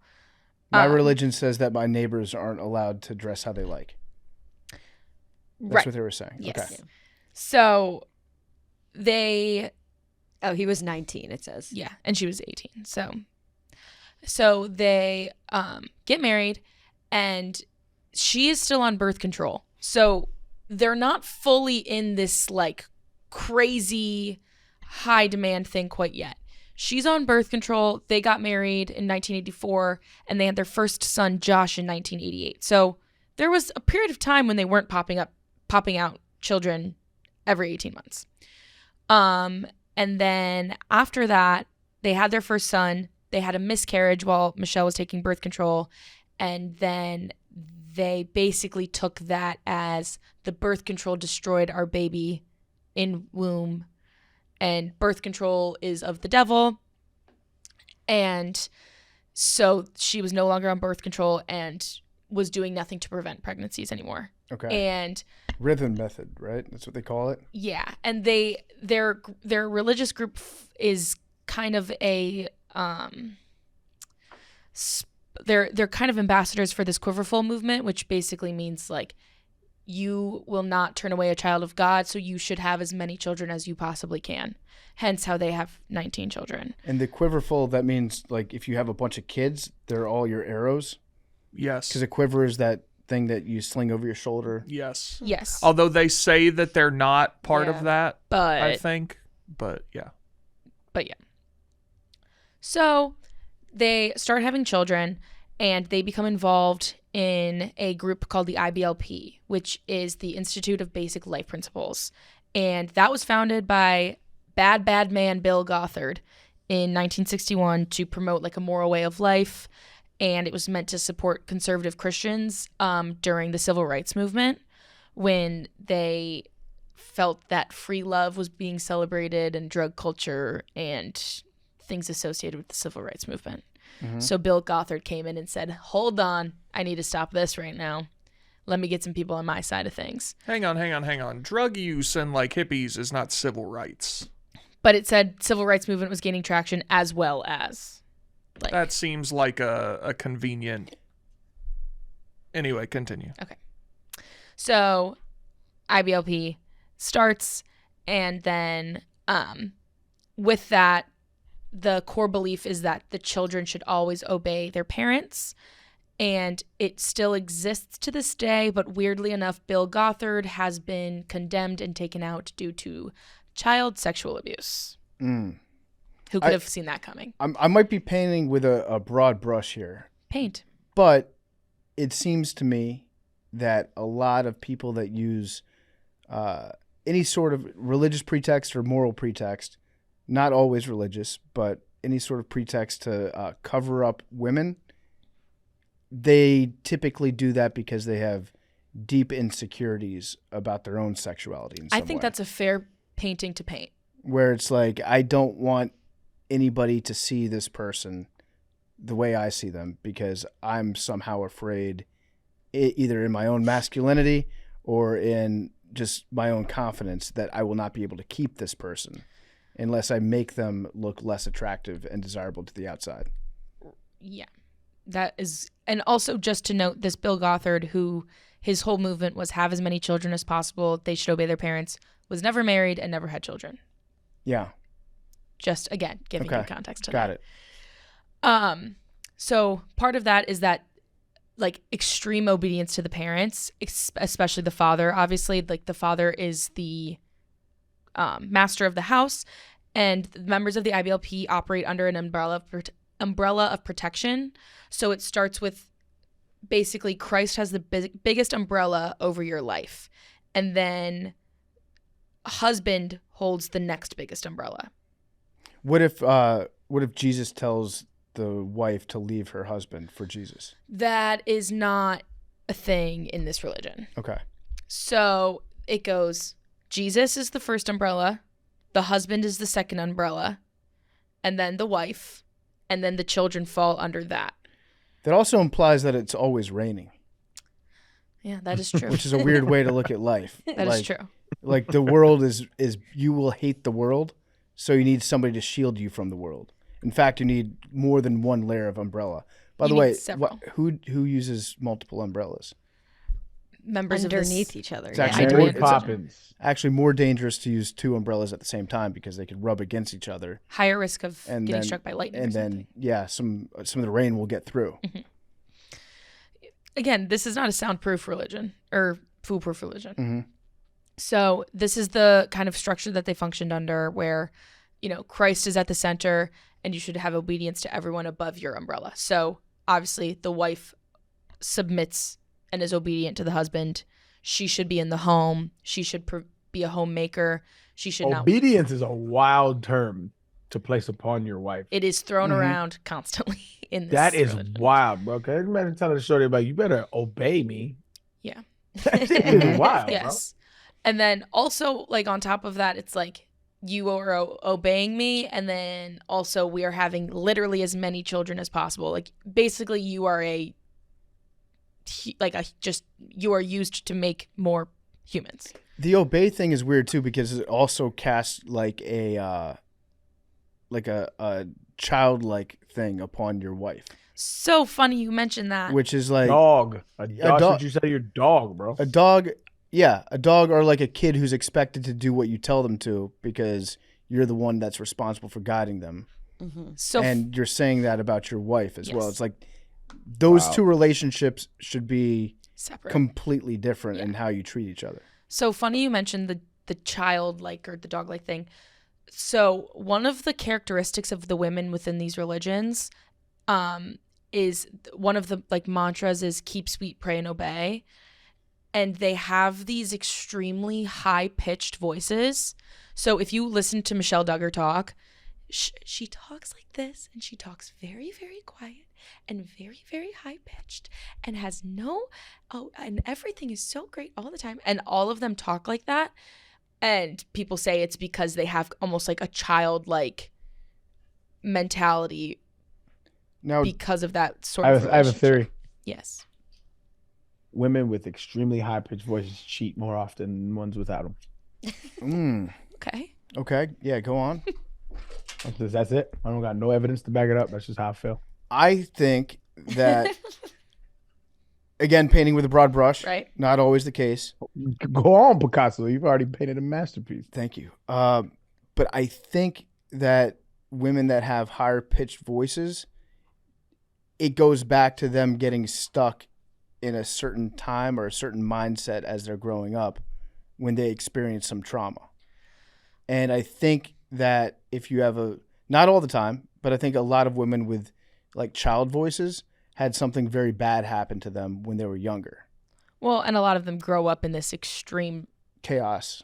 abusive, terrible religion. So Yeah. that adds up. And I think that if you're talking to a woman with a very, very high pitched voice, again, not all the time, but sometimes they might be, I don't want to say more likely, but the higher instances of chaos in their adult relationships too, because they had fucked up stuff happen to them when they were younger. I think that's a fair painting. So I guess I'm saying Arian is probably right, but not in like a malicious way. I don't think any. Based on trauma. I think the majority of cheating is done with no malintent. I would That argue. painting, the I majority- don't. Wait. I Wait. would argue. The reason why people cheat is because they don't want to hurt your feelings. Go on. That's crazy. This is. I feel like They yeah. want to have some happiness, and they care so much about you No. that Brother. I'm gonna keep it real with you, big dog. Come on, Unc. Yeah, Unc, sit down, Yo. sit down. No, it's an old Patrice on no bit, but yeah, but I don't think anybody cheats maliciously. I don't think that's a fair statement. I think they think do it it because is. they want, or they're missing something, or they have something, but it's not to actually hurt you. I think that's a possibility. But I like think that you I'm understand a- going into it that it would hurt them. It's inherently but- malicious. No. I don't think it is. I don't think it is at all. I think when people cheat, they want to find happiness outside of a certain situation, and a lot of the times it has nothing to do with you. Matter of fact, the majority of the time, it has nothing to do with you. Just because you did something that has nothing to do with me, though, like Doesn't mean it's You not. said intent. That's the key word here. Intent. malintent. If I intentionally hurt you, that means I'm doing it with you in mind to hurt you. Now there you can be hurt because of my actions, but I'm not doing it because I'm not doing it to hurt you. I'm doing it and it can hurt you and it would hurt you. But that's not the reason I'm doing it. I'm doing it for me. I guess what you're saying is like majority of the time. If you were to cheat with the intent of hurting somebody, then you would make sure that the person you were cheating on Found out. would know about it. But also, if you're cheating on somebody, you should have the ability to recognize that this is something that would very much hurt that person. Yes. That's how we can compartmentalize feelings all day. That's what we do best as humans. But I'm saying I would argue that the majority of cheating is not intentionally trying to hurt somebody. It's you working within your own self of insecurities and miscommunication and deceit, and you have to quarrel with that. But yeah, I think people cheat because of their own shit they got going on. That's what they teach you. Literally in therapy, they teach you this. Like when somebody cheats on you, like the one thing that they tell you is like, Doug, it's not your fault. You didn't do anything. It had nothing to do with you. It's them. And that's why. It's because it's their own demons that they have to deal with. I would agree with that. Yeah, but I still think it's not good. Well, hold on. I wasn't advocating for it, Maddie. Hold on. That was not an endorsement. It could be the greatest act of love. I'm just saying. In my old age, what I have done, I've separated human beings' intent from personally trying to fuck me over. Because in very rare instances does that happen. I think the majority of deceit, lying, bad behavior, it rarely has anything to do with anything personal, and the majority of it has to do with that person dealing with their own demons. And this is across the board. And I think when you move like that, you kind of are a little bit more. It takes a lot of the steam out of a lot of conflict and confrontation that you have. Okay. If somebody cuts you off, he didn't wake up in the morning, so I'm gonna cut Eric off today in his brand new car. I'm gonna fuck his day over. They don't do that. They had a bad day. They couldn't get over. They did it, and it's them. It's not you. Yeah, fair. You walked up. Yeah. Yeah. Don't cheat though. Shit. Don't cheat though. We don't agree with cheating. Yeah. But wait, where was I? Talking about the voice. The voices. Oh, Yeah, the the voice. voice. Yeah. The keep sweet voice. So a lot of these women in these religions have these super, super high pitched voices due to their, I don't want to call it immaturity, but it is immaturity. And it's called a keep sweet voice. that's what people have like described it as because in these religions, women are told to keep sweet and always obey and always go with everything. Be pure. And yes, exactly. So that's one thing I never really understood also is the obsession some guys have with virginity. Well, this religion loves it. So another religion that at its extremes is hyper-focused on virginity would be like radical Islam, when they talk about being martyred and then you're greeted by 72 virgins. Mm-hmm. That's what fun is like, why do you want a virgin? That wouldn't be very fun. Like I would rather have 72 sexually active, practiced, confident women in their healthy procreation abilities. Or just the fact that you get women when you die is wild. Yeah, that's true. I'd also. It's fucking wild, Where are these bro. women? Well, while you're alive, are they just always dead? Are they like just born into the Are they people who have existed that have died a virgin, or are they just creations of the afterlife that have stayed 18 years old and a virgin, and are just waiting for somebody who's going to come in blown up to smithereens? I don't know. I didn't make it up, man. Yeah, I don't know. I'd also be curious where 72 comes from because It's too many. Too many, Yeah. brother. You're there for eternity. Oh yeah, that's true. That's pretty few. Well, do you stay the same age? I guess. Do they get re-virginized like every time you're done having sex with them? I have no idea. Oh, are they like passed around? Like they're kind of always they stay virgin. Yeah, their hymen regrows like a salamander's tail. Ooh. Okay. Just give, Yo. give me like 2 minutes. Okay, I'm a virgin again. Their hymen regrows like a salmon's tail is wild. Now, Bro. to be fair, I said salamanders. Yeah, come on. Sorry, salamanders. My fault. My bad. Hell, what a joke, man! You are a special cat. I don't. There's a lot of questions I have about that whole concept. That ironically, they could have special cats as well in his scenario that he's laying out. See, I never get credit. Yeah, that's you know, good. it's fucking I bullshit. I'm sorry, it wasn't as impressive. That was good. I'm laughing. I don't laughed. think you got it. Big T. I want the record. I 1000% got it. It was not. I want the think you record to got it. show. I laughed. I saw Arian. He chuckled. I thought that was a funny joke. Credit to Big T. Nah. Okay, sorry. I just talked about virgins. But they have to maintain their pureness. Yes. So okay. So yes. And then within the IBLP also, that's how it's their source of schooling. So their religion does not believe in public school, and schooling outside of the home. So the IBLP has their own curriculum called the ATI, which is the Advanced Training Institute. And under this program, children learn through wisdom booklets based on the Sermon on the Mount instead of like science. And these booklets you can find online now and see what these kids are learning. And it's extreme misinformation, and basically every short lesson you learn about science is then paired with like a Bible verse. And one of the claims in the book is that pubic lice is transmitted through immorality. Like, it's stuff like that. So they're really not learning what you and I learned in our normal traditional schooling. They are learning in a very distorted manner that goes back to misinformation and the Bible. Like only things that are written about in the Bible are included in the science that they learn. Yes. Also in these wisdom booklets, it has lessons, not as much of like maybe phonics or algebra, but how to stay modest, like how to dress modestly, how to count goats. Yeah. Like it's things that aren't necessarily like school topics. Pubic lice really fell off. Right? Do you know anyone who's had crabs? Are people volunteering that information? Yeah, that's if also they true. Yeah, I think so.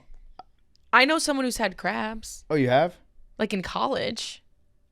I don't know I anyone don't. that's ever had crabs. Oh wait, I'm not thinking crabs. Sorry, I'm thinking scabies. Different. Yeah, different.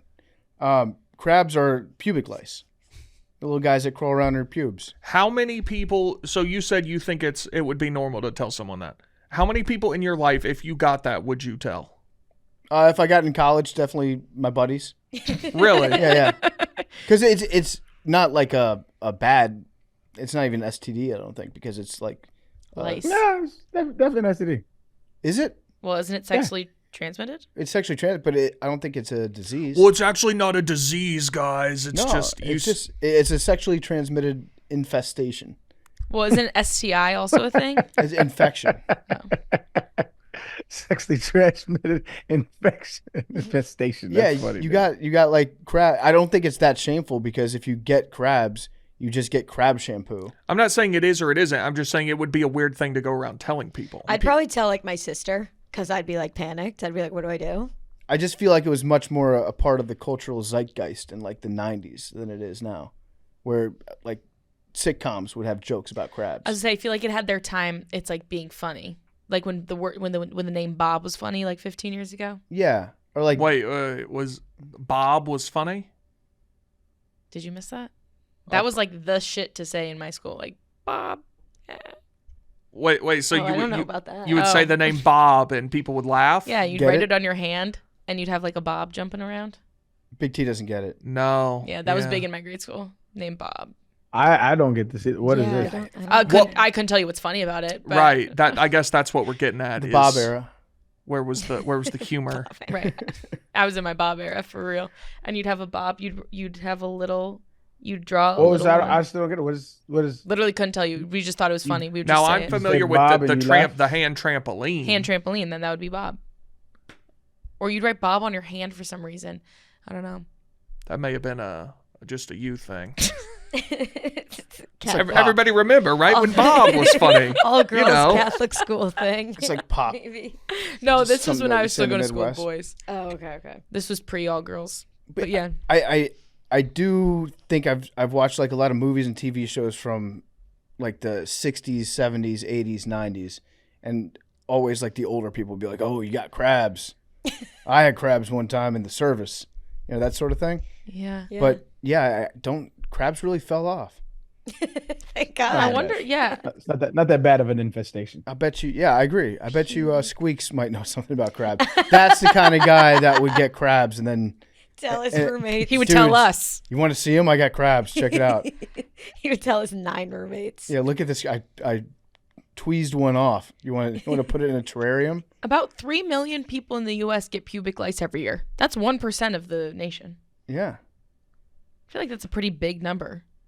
yeah. I feel like The majority of STDs could if we just do like a month worth of celibacy, most STDs would be gone forever. That's true. I've Like never thought of that. as a world, if we just stop fucking in February, no fuck February, but 98% of STDs would be gone and we'd never see them again, and then it's just free love for the rest of our lives. That's all February's got, though. But wait, but that also doesn't make sense because there are like sexual diseases that don't go away. Right. I said 98%. Oh, sorry. Yeah. So like HIV. The big H and the little H gonna be there. Yeah.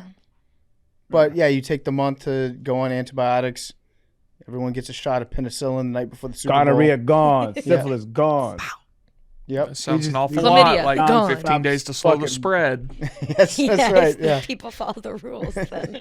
Yeah, which nobody did. So. Right. Yeah, It you didn't maintain work. Yeah. 6 feet of separation left from their house. anybody, and no one's getting STDs anymore. Yeah. Let's get Fauci on this. No, fuck February. No fuck February. Dry Oh, babe, January into. it's my birthday. God, It what could a- be dry January. too. Dry January into no fuck February. No. That should be the same month. No, it could be dry January. We have to sacrifice if we want gains in life, ladies and gentlemen. Yeah. It would be a sacrifice for humanity. But it should But be. then, knowing bacteria, sneaky ass, there'll be some new shit that pop up that's They're you sneaky ain't even ass. heard before. You know what I Okay, mean? here's what it is. You go no fuck February 15th, day after Valentine's Day, and Okay. then you resume fucking when spring break starts. The Ides of That's- March. The Ides of March, yeah. Cool month. I'm with it. That's great. Yeah. Sounds like a You know good how Donnie says Jaloon? Yeah, this Well- is Mebuary? Farch? Farch. farch. I like fart. Just like the most unsexy word Yeah, I you was can gonna think say of. like disgusting word. No Yeah. fuck Farch. I'm on my fart shit right now. Fart shit. What if the world just became so much better of a place in that month? Would people be like angry though? everything stops. Some people might be angry, but also I think a lot of people would be calmer because Yeah, they're because not there's no trying. pressure. Yeah, there's no pressure. It's like, Yeah. no, We're all agreeing that It's farch. Like imagine going out to bars. fart. Hey, yeah. it's farch. I'm just trying to have a good time with my buddies. Women finally feel safe walking alone at night. Yeah. Yeah. Sorry, farch. Don't touch. hmm It'd be great, man. It'd be great humanitarian gift. What if? Okay. Farts 2025. If if Joe Biden or whoever's president says if we as a nation can go 28 days without fucking, everybody gets $1 million. No, people won't do it. Somebody's gonna fuck it up. Especially like the uber rich people. I agree. True. How long do you think it would take though? An hour. Not even. You think an hour? So in this scenario, He wouldn't finish his speech. everyone in the country is aware of this thing. Yes, Everyone knows. Everyone's aware. And it starts like 9 a.m. on a Monday. It would 3 or 4 days. You think so? Yeah, you'd get a couple days. I don't think so, bro. Somebody's Yeah. fucking that night, that day, That day, probably lunch break. no question. The sexaholics. See, I think it would be broken on a college campus. I think the adults would be all in. Tiger Woods. He doesn't need the money. And he's No, addicted. no Tiger Woods slander. He's the GOAT. Oh, are we going to the brick and mortar store at Pebble Beach? Oh, I saw that tweet. I'm fucking down, dog. You trying to roll? Yeah, potentially. I've already spent $2,000 worth of merch on that goddamn shit. But I'll go. I'll re-up. Love that. I bought 2 golf space. Like, you know how like you place your, you mark your ball on the green. Mm-hmm. I bought 2 Tiger coins, $50 each. Love that. Waste of fuck. It's a cool ass coin. Every time I show somebody, they're like, "Yeah, it's pretty dope." And you're also going to lose that too. No, sir. I care more about that than my goddamn rangefinder. Did it come with the clip for your hat? No, it's just it's very heavy though. It's very heavy. It's very cool feeling. And I put it in my pocket throughout the whole round, and as soon as it's done, I put that thing right back and zip it up. It's in a little, and it comes in a little pouch too, a little leather bound pouch. I love it. Love that thing. I think we would make it 3 hours as a country if everyone knew at the same time. Lunch break. That fucks some people up. I'm not talking about jacking off. I'm not talking about number 3. I'm talking about just P&V. There actually is a show on Netflix that's called Too Hot to Handle. That is literally that. They have like a grand prize at the end. And if they there's certain levels of money they lose. So if like you kiss, you lose like $5,000. If you you can't even like jack off in the shower or whatever, that's like $10,000. How do they know you're doing that? Cameras, yeah. In the shower? They have like the Love Island like half showers, but I think most of the time they just like they tell the boys tell the other boys like I had to do it. I love that. to rub one out. Isn't that where Harry Jowsey got famous? Yeah. Honor system. Yeah. So yeah, I don't, and they never do it. They never can help themselves. So I don't think the entire world could do that either. Great social experiment. Yeah, no, there's no way we could do that. I wish. Y'all watch the new Love Island? I'm not the Love Island. Love is Blind. Oh no, but I heard it's really bad. That's a good one this season. The U.S. Yeah, it's the DC. Yeah, I just saw a clip of the one guy who's like still on his parents' payroll for everything, and the one that he it's hella slow, but then like towards the end, it starts getting shit starts turning up. Are they still calling it an experiment? It is. It's an experiment, Eric. Yeah, I love that. There's people still married from that shit, from season 1, dog. Oh, really? Yeah. Good for them. Love is blind, Eric. I don't think Like so. Stevie Wonder. Yeah, I don't think it is either. I think you got to be attracted to somebody. Or it's like fake blind. Love is Stevie Wonder blind. Yeah, so exactly. It's not really blind. Yeah. Pretends to be blind. There's a dude on there who fell in love with this chicken and he met her and he was like, oh, it's not working. And then at the end, the producer was like, so do you think love is blind? He's like, maybe love isn't blind. Maybe love is blurry. Yeah. Yeah. That's. It's honestly fair. It is. What's the minimum if you were in that situation and you met a woman and you were like, this is the best person I've ever talked to in my whole life, and then you saw her? What is the minimum she'd have to be on a 1 to 10 for you to be okay? I think I could deal with a 6 or 7. Like that, yeah. 7's high. Yeah. Bro, you understand? I'm about to marry deal this with. joint. I gotta marry this joint. That means I was one vagina for the rest of my life. I'm gonna have to. I have to be aroused. You know what I'm saying? That's an important part of. I think sex is an important part of a relationship. It's very important, and you gotta communicate. So it's tough. If I'm not sexually attracted to you, we're just gonna be great friends, amazing friends, roommates. Yeah, that's a good point. But a 7? 7 is unfortunate for a girl like me. The man's being honest. I guess. No, that's why I asked the question. Okay, how we gauging the scale? What is a 5? It's you think they're cute, but I wouldn't. You know what I mean? What is a 5? Yeah, I don't know. There's no way to know. I think it's personal, yeah. Yeah, I think it's a personal scale. On my scale, 5 is not ugly. You get to 6 and 7, and you're like, Yeah. You get to 8, 9, 10. It's like you're irresistible to me. Like I will risk things. I love it. I'll risk farts for you. He's doing like the Dave Pizza scale where it's like 8 you travel for it, 9 is like you have to get it. Absolutely. Yeah. Girls are just pizza. Yeah. Girls be pizza. Girls be pizza, man. All right, the Duggars. Duggars. So Where were we?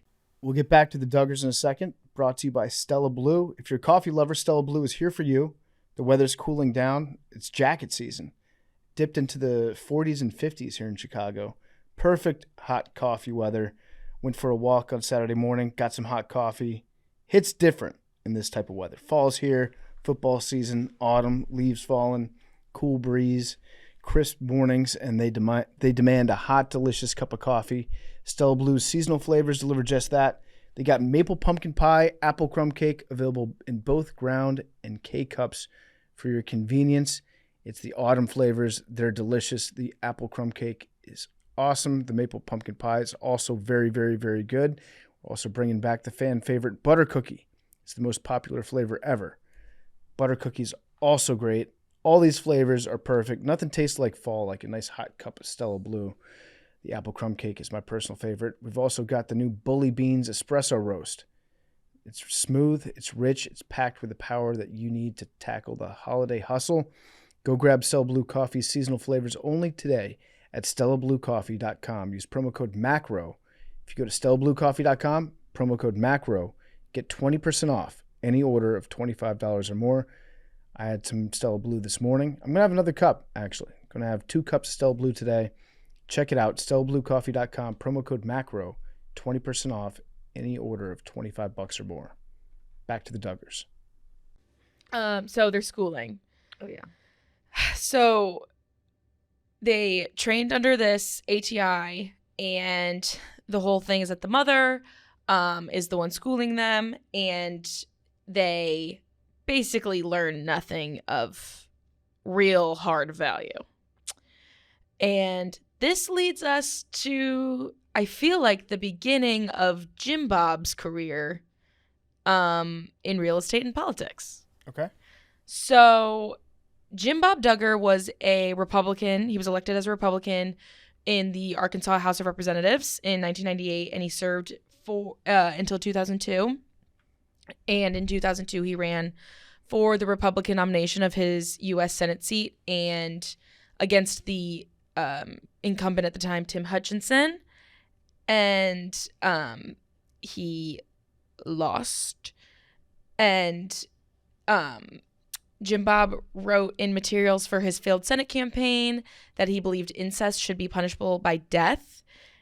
And in addition to that, he had I don't know if a counter, maybe a different view on abortion compared to the punishable by death thing. And when asked his position on abortion, he said, if a woman is raped, the rapist should be executed instead of the innocent unborn baby. Adoption is also an option. Many couples would love to adopt and are waiting for a baby. Abortion has been and always will be the destruction of an innocent child. Rape and incest represent heinous crimes and as such should be treated as capital crimes. The developing infant committed no crime and should be allowed to live. In the unlikely event that the life of both mother and baby would be lost, all should be done to save the life of the mother. So, shockingly enough, is staunchly anti-abortion, but Would kill the very rapist. pro-death penalty. It is Yes. one of the things he stood on in his race. Extremely pro-death penalty, extremely anti-abortion, Okay. which feels a bit mixed signals. Yeah, I guess it could. He's like very, when he talks about like no exceptions for rape or incest, is that why he included the fact that they should be punished by death? Maybe. It's like put the damage onto the person that committed the crime. Yeah. And when it says like in the event that the mother and baby would both be lost, but if it's the mother would be lost but the baby would survive, it sounds like he's saying Take the baby. take the baby, let the mother die. Yeah, which is like a little hypocritical. Yeah. Okay. I feel like. Oh, they talked about that actually in the Call Her Daddy episode too. Which Call Her Daddy episode? With Kamala, and she was like, they're only willing to like save the mother if it's like they have to save her, or I don't know how it was worded, but it was similar to this abortion stance. Yeah. So Jim Bob, anti-abortion, and I love the idea that the election could be decided in the young demographic by either Call Her Daddy listeners or Bussin' with the Boys listeners. We don't need another debate. No. Just listen to those. What'd you think of Trump on Buzzin'?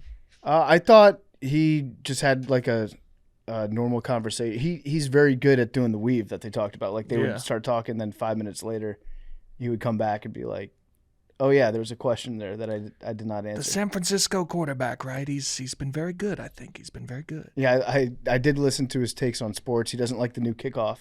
Yep, Thinks it's ugly looking. agreed. So that was I sent that to Sam Schwartzstein, who invented the kickoff. Oh, really? Yeah. So Sam he's a friend of ours.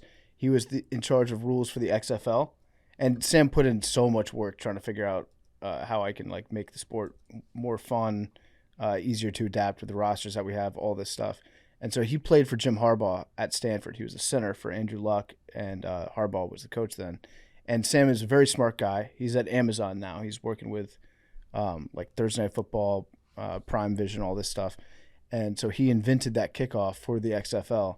And yeah, Trump just basically said like, your baby sucks. Like the ultimate ricochet shot. Sam's out there listening to it, like the only person who would be offended by that. It's like, oh shit. But yeah, it wasn't. He didn't say anything groundbreaking on it. It was like a lot of stuff that he said before, I think. Yeah. He needs a better makeup artist. Mm-hmm. Yeah. I don't understand like how it even happens, no. but it's just hysterical how he looks like that. Big T, did you see his makeup? No. I don't know if it's makeup or it's the like tan. like the tanner. I think it's or both. his hairline. Can you send it to the group chat? Yes. Send just that, so we can look the at one it. you tweeted. Yeah. Mackenzie, yeah. It's actually shocking. It's like absurd that he goes out in public. Like I don't understand how he's not looking in the mirror. It is shocking to me. Did I show you this? No. Yeah. Shout out Will. Shout out Will. Shout out Will the boy. He got you a signature. Got me a little something. You got Trump's signature. They took a question from one of I think it was one of Taylor's old teammates. Was it Roos? I think so. And the question for him was, "Sir, how do you do it? How are you so great?" But yeah, he talked about his sports career. He talked about he didn't like playing football. He didn't like playing tight end because when he was a tight end, then a big scary guy From a bad neighborhood. He said a big scary guy who's been lifting a lot of weights from a bad neighborhood will try to tackle you. So that's why I didn't like doing that. Yeah. I sent that photo. I don't know if it's sent yet. Yeah, but- check it out, Big T. I mean, yeah, there's a delineation. Yeah, it's stratified. I mean, what do you want the guy to do? Blend it. Like it's just, Do anything. it's like a hard line. Maybe that's just how he tans. So there's an old technique in sales. It's called the pattern interrupt, and that's like the general premise of it is people that deal with salespeople all the time, they're used to hearing people that sound like a salesman, and the second you hear somebody that says something different that stands out, that interrupts that pattern, you're much more likely to start paying attention to the sales pitch. So that's why, like when I was telling you guys about cold calling, I knew a guy that used to make cold calls, and the person would pick up, and the guy would say, "Hey, this is so-and-so. I'm a salesperson. Do you want to hang up first or should I?" And then the person at the other end would be like, "Well," it would take them a second. You know, like it got them out of their old, like, send me an email. They had to like laugh or at least recognize that something different was happening. And then it gives you an in. I think with Trump, he's done so many deals, having this distinct, unusual look might have been a benefit for him in the past because it's like you don't forget that guy. You stand out. Yeah, but I mean, everybody's known who he is for 40 years. He does plenty of other things to stand out. That's too. true. Now it's also just That's a signature look. Yeah, I guess he's got to stick to it if he wants to. Like if one of us came into the office with that same makeup pattern, I would. it would be freak shocking, It would wouldn't be it? like, why are you doing Everybody that? would be like, "Are you okay?" Yeah, exactly. If he wins, I might need to do the Trump makeup for a day. It's just so insane. But yeah, All right, so he ran Back to the for abortion. Senate. ran for Senate, lost, Uh-huh. and then ran for Senate again in 2006 and lost in the Republican primary. And then he ran again in a special election for an Arkansas state Senate seat in 2021. So flash forward to like 3 years ago. Mm-hmm. Post TV show, everything, and he only drew 15% of the vote. I admire the resilience Yeah, to I just guess. keep losing elections. Some people just quit. Yeah. What was his company that he had? Because he's like, they're rich. Yeah, they got rich from the show. They weren't rich prior. No, they were rich prior. No, they had the house that they had prior was the 3-bedroom home that they had loaned or lended from their church.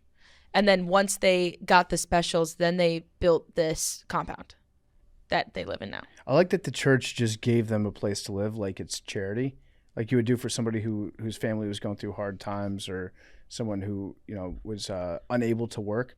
They're like, no, their problem is they just won't pull out. And they just Yeah. keep having kids. Which Can we get them a house? You have. It's not possible to have 19 children and not be rich. I think it is. I think the reason they weren't rich is because they had 19 children. Right, but even to be able to be sustainable with 19 kids, you have to be rich. So at some point, if it's like a married couple, right, and they stay together and they're in a house, and let's say they earn a total of $100,000 a year in their house, right? How many kids could they conceivably have before things got so bad with looking after all these kids and trying to make sure they're healthy, eating, et cetera, not malnourished? How many kids could they have before like CPS had to be called in and be like, these kids need to go? Like 8 or 9, That- maybe even fewer than that. Yeah, that might even be pushing it. So, but when What does he do? How can they afford all these kids? he was in real estate, and It says he also started a used car business. yeah, and a owned towing used- business, and used then cars. real estate. What's his net worth? now Now it's probably a huge. lot. But it says before the Oh, show, 'cause the of the show, Duggars yeah, okay. lived in a modest 3-bedroom, 2-bathroom house. They ate canned beans, ramen noodles, and frozen burritos. And then when they moved to their new Compound. home, I think it was like partially paid for by TLC too. Yes, I For believe the that was show. also part of it. If you're buying a used car and you find the car that you like and you go into the dealership and do the test drive, the salesman brings you back to his desk, you sit down and he's got pictures on his desk of him with like his 11 children. Are you more or less likely to purchase that car from them? I don't know. More. That guy doesn't bullshit. And he needs the money. Yeah. Yeah. Family man. Also, you feel like this guy really needs the money. He's got 11 kids. Does that factor into your decision? Well, I used to sell used cars back in the day, and I had a coworker, and he had the word money tattooed across his neck. No regrets. I think that was probably a hindrance for him. It's like you sit down, and you're like, this guy's giving me a fair deal. The guy with money neck tattoo. That's probably pretty good.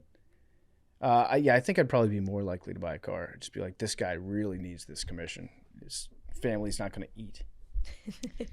Right. 17 children. Mm-hmm. Yeah. But then, So he scraped together a living. yes. And in his 4 years as a state representative, so he was a state rep before the show started. Duggar sponsored or co-sponsored many bills that dealt with sexual assault and its appropriate punishment, which is ironic later, and was a co-sponsor on a bill in January 2001 that aimed to add more categories to the definition of sex offenses in the state's Sex and Child Offender Registration Act.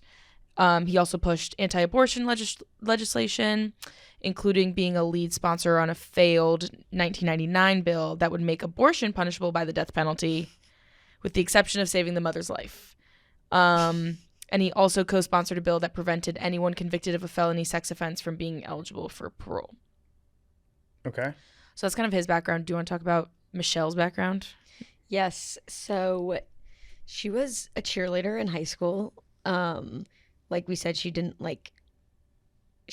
follow the rules as much. Was that what it was? Yeah, she grew up in a more secular house. Until she found love. Met him. According to Michelle, she had a religious friend in high school that got her to change her ways. One night, Michelle was over at her house and they watched a movie that concluded with the world ending. This made Michelle ponder her religious beliefs at the time because she basically had none. Then she quit cheerleading and became a Christian. So she watched like Terminator 2 Yeah, I don't know. She watched Terminator 2. and found God. And found God. Respect. And she had dated a few guys before, like she met Jim Bob. So I think he was like the real change, The catalyst. for her, like religious changes. And they got married, like Madeline said. He was 19 and she was like 3 months out of high school. So she was 17, but I think turning 18. And that was when they got married. In 1984. Yeah. So then, like I mentioned before, they waited 4 years to have Josh, who was their first child. Mm-hmm.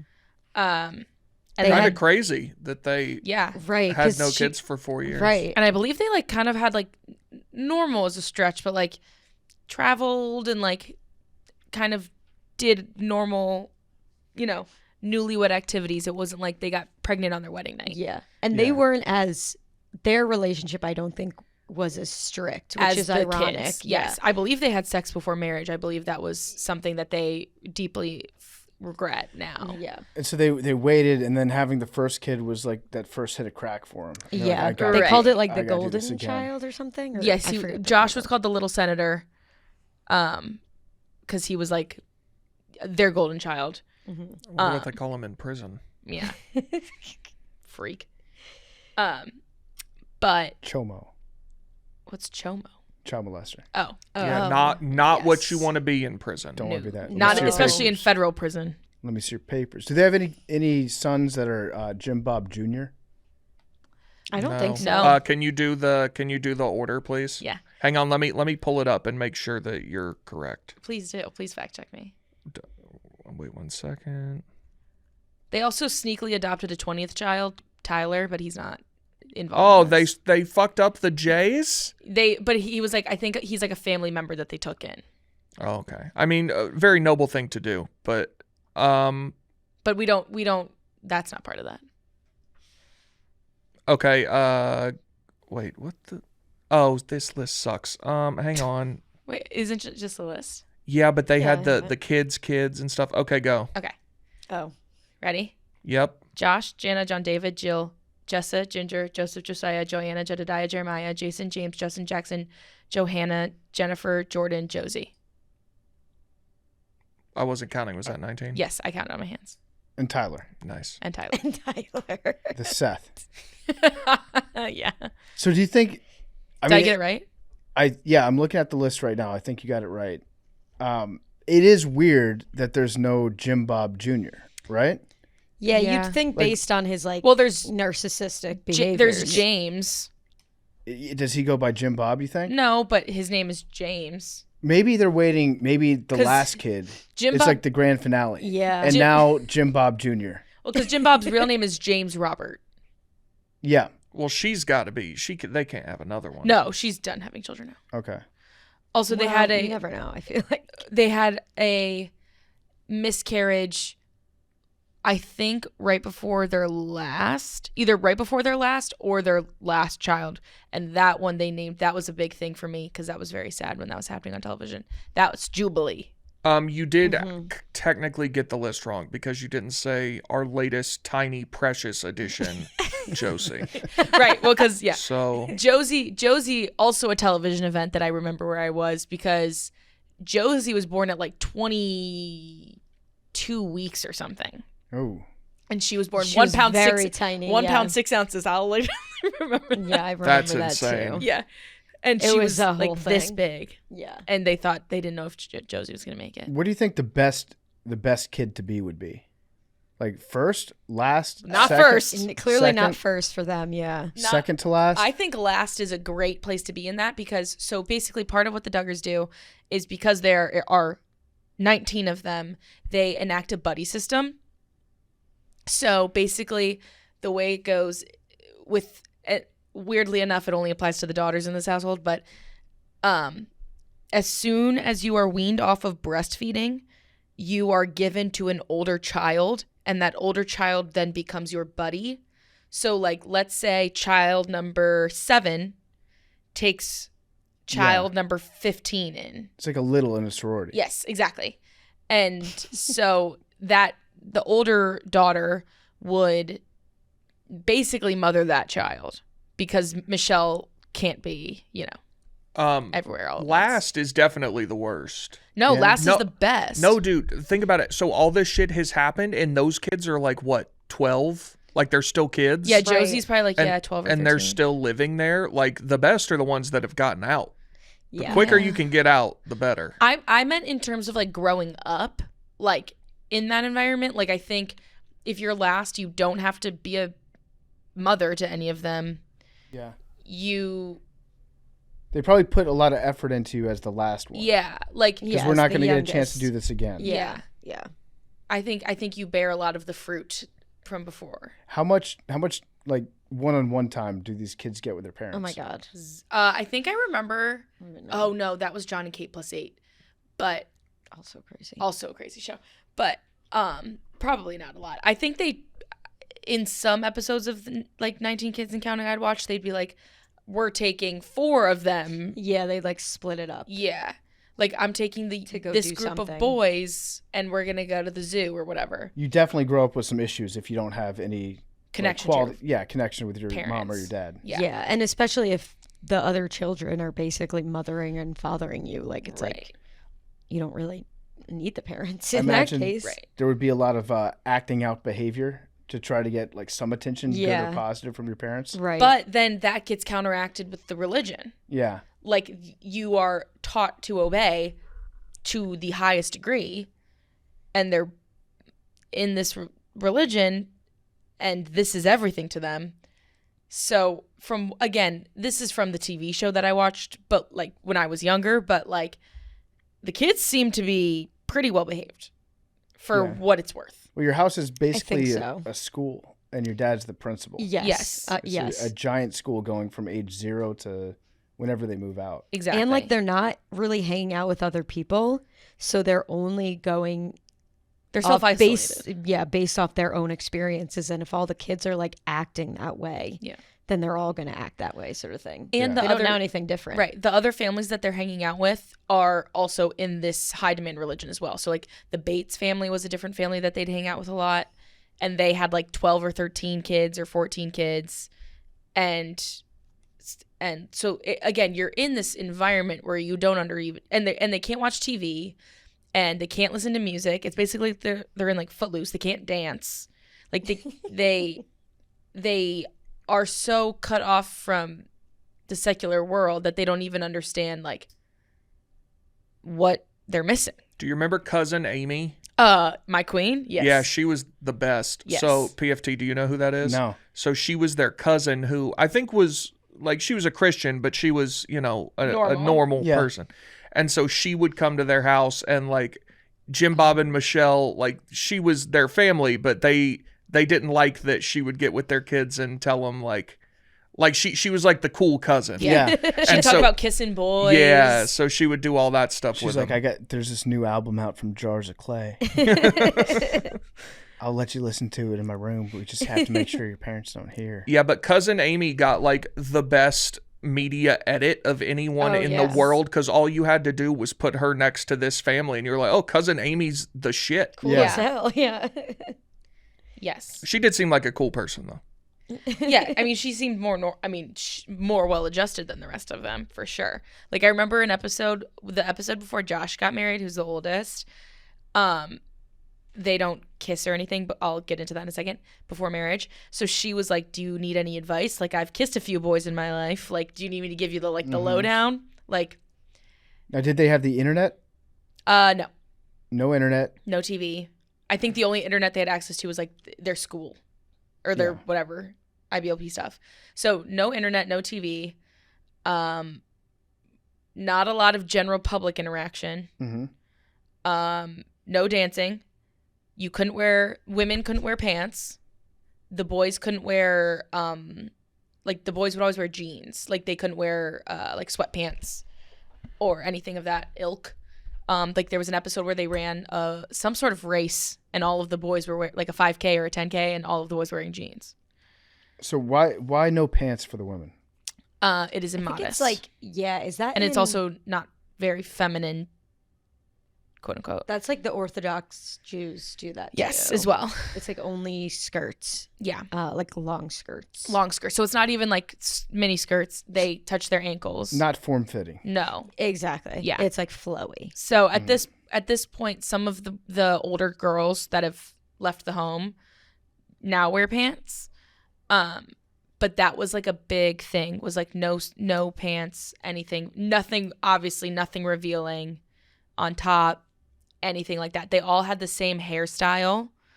That was like extremely modest, and the wisdom booklets would teach you how to do your hair and teach you what was modest, what was immodest, how to dress, how to attract a man, all of that kind of thing. Okay. So the Duggars started having children. The other rules that include, so you couldn't have sex before marriage, obviously. There's no kissing before marriage. There's no front hugging before marriage. That was my favorite part of the show. Like they would literally Side hug. be like preparing for the side hug. Yes. Which one got in trouble for? So it was the one whose boyfriend was coming back from like Oh, a mission or something. and they were at the airport Yes. and she front hugged I believe that was Oh, Jill. God. and it was a big deal. Yes. Because the parts were lined up. Yeah. Yes. But and it was like a half front, half side. It wasn't even full front. Yeah. God forbid. The no going to the beach was I didn't know that. Like, Yeah. it makes sense, but it's just such a specific rule. Yeah. So then like I think they just didn't want to take a trip to the beach. Yeah, probably. You're in Too much Arkansas. That's effort. probably like a pretty easy place to avoid Yeah, the beach. Yeah, I guess I didn't think about that that either. would be like a 12-hour drive. yeah, from they're Arkansas, not going to the maybe. beach Yeah. anyway. They just don't Imagine want to do a road taking trip. 19 kids anywhere, Oh my God. No. let alone, Yeah. to Florida. Yeah. But yeah, so then they also have to court. So even if you are dating someone and you can't front hug or kiss or do anything of that ilk, you have to be supervised at all times. So you can't be in a room alone with like your boyfriend or your girlfriend. And then you have to enter into a courtship. So basically, instead of being like, will you be my girlfriend? You have to ask Jim Bob in this case, like, may I court your daughter?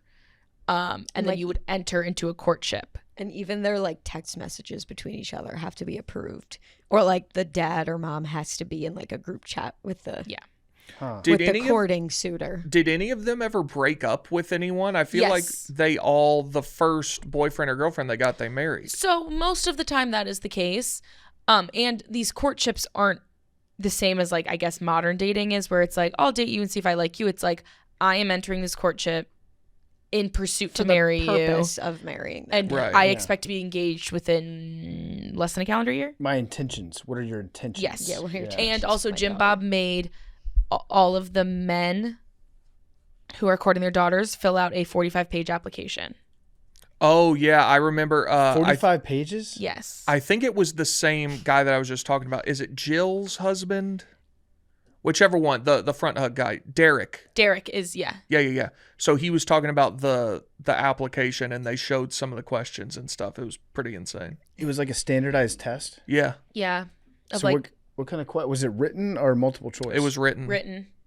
Let me see They if I said can that find it. one of the husbands said that he sent it to him and it was like a 50-page application, and he sent it back and it was 105 pages. Oh my God. Yeah, I think a lot of them have to do with like your financial status, how you deem to provide for my daughter / grandchildren, Mm-hmm. more of that, So this is and like your godly status. I wonder if they studied for this test. This is on a message board, so I don't know if it's real, but it looks real enough. What kinds of things do you ask counsel about? Would you be humble enough to go to counseling if I felt we needed to? Are you willing to for us to share our problems with a counselor? You are the result of influence of which people? Which women and men do you admire the most and want to be like? Why? In what ways? So stuff like that. Yeah. It's even crazier that the dad is like going through that Yeah. after the fact. Yeah. And There's there so are much work. 423 questions. The last of which is favorite foods. So I like that. it does fun. get in. Yeah. Here's a fun one to end with. Yeah. That's a 4-parter. Yeah. Desserts, snacks, fast food, home cooked meals. Do you own or play video games? Do you do it in moderation? There are definitely some questions in there that are just like Weed out question. weed out. Yeah, if you get this Immediate one no. wrong, you're done. Yeah. How angry do you get? Do you have problems with any of the following? Board games, dice, playing cards, Dice. not gambling. I love dice. Yeah. What type of cartoons are okay for future children? None. They also couldn't own Cabbage Patch dolls because the IBLP considered them to be sinful and demonic. Saw that. Yeah, as Wild. Cousin Amy said, they were evil because these dolls came with an adoption certificate and you had to write your name and say you were going to love your doll. But by signing into a written agreement to love a doll, children are apparently violating the first commandment and consequently are directly disobeying God. I've been to Babyland General Hospital. Why Cabbage Patch? I guess because of the demonic, adoption yeah. thing. They just look too weird. I guess. That's what I sort of guessed. No, it said something about because you have to fill out a certificate saying that like you'll take care of the child, and it's like There's no contract except between. yeah, something like that. Have y'all ever seen a video of one being born? A Cabbage Patch doll? No. That's what happens at Babyland General Hospital. No. Yeah, they're born. They come out of the Cabbage Patch. You should look it up. That's wild. It was one of my great grandma's That's favorite places. It's actually terrifying. Yeah. Yeah, it's weird. Cabbage Patch kids are born. That Yeah. probably would make them sinful and demonic. They as well. they have like a whole thing, and then it like rains, I think, from what I remember. Mm-hmm. And then the person pulls out of the Cabbage Patch a new kid, and then they put it on, and they're like, "You can go get this Cabbage Patch doll that was just born." Oh. Okay. I've never heard of that. I've never heard of that. I was in wonder, a is that Cabbage place Patch. still open? Where was it? It's in like North Georgia. Is it like a Build-A-Bear? I kind of. Yeah. Sounds like that. Oh yeah, they're still going. We may need to go to Babyland General. with our swig or with our pop. Yes. Okay. So these rules are the ones all of the kids have had to follow. But I do know that a couple courtships haven't worked out throughout the kids. One of them, I was watching a video about the Duggars, and one of them I know the courtship ended when the whole Josh Duggar situation happened, Okay. which Fair- I think is a very Fair enough. Yeah. But most of the time you're courting and then you get married. Josh, the oldest, famously, like, Anna was the first girl that would ever talk to him. And because that was like his second try at courting, the first try at courting was with a different family that was also involved in their church. And before it became public, this family heard about Josh's tendencies Mm-hmm. and said, no, we don't want to be involved in So that. it's like an open secret. Yeah. And then they said that you must report Josh to the police. So basically, They tried to keep it quiet for a while. so Did they try to, like the parents, did they try to step in and stop this from happening, or what did they do when they found out? the Duggar parents, Yeah. the Duggars said that they sent him to an older. So basically, if you don't know, Josh molested his younger sisters, 4 of his younger sisters, while he was 15, and they were 8 to 12 years old. And he would go into their rooms at night and touch them. And that, yeah, that was the start of this. And that was kept quiet for a very long time while the whole show was running, whole thing. And that is why, consequently, the show got canceled. So, Well, Was it canceled because of that or because of Yes. the second part? No, first part. Got it. So that happened. Apparently, people, again, some sort of open secret. So the family that was involved, that Josh wanted to court their daughter, they heard about this. They said, absolutely not. Also, you need to report this to the police. Yep. So then I think they sent Josh to build a house with a different family member. This will fix it. Yeah, Yeah. they basically sent him on like a religious retreat Yes. to be like, okay, go get better now. And they also gave a police officer gave him a stern talking to, but that police officer was then later charged with child porn. So Okay. And it was from 2006, but it didn't come out until 2015. So Yeah. they were basically keeping it quiet that entire time. Yeah. Like sending him to religious retreats and whatnot. hoping the problem would fix itself. Yeah. So the guy that they sent to scare him out of doing any of this stuff was probably like also a dealer You're for good. him. Yeah. Yeah. Yeah. Okay. So that is the start of that. So while that's being all swept under the rug, the Duggars get their first TV special, 14 Kids and Pregnant Again.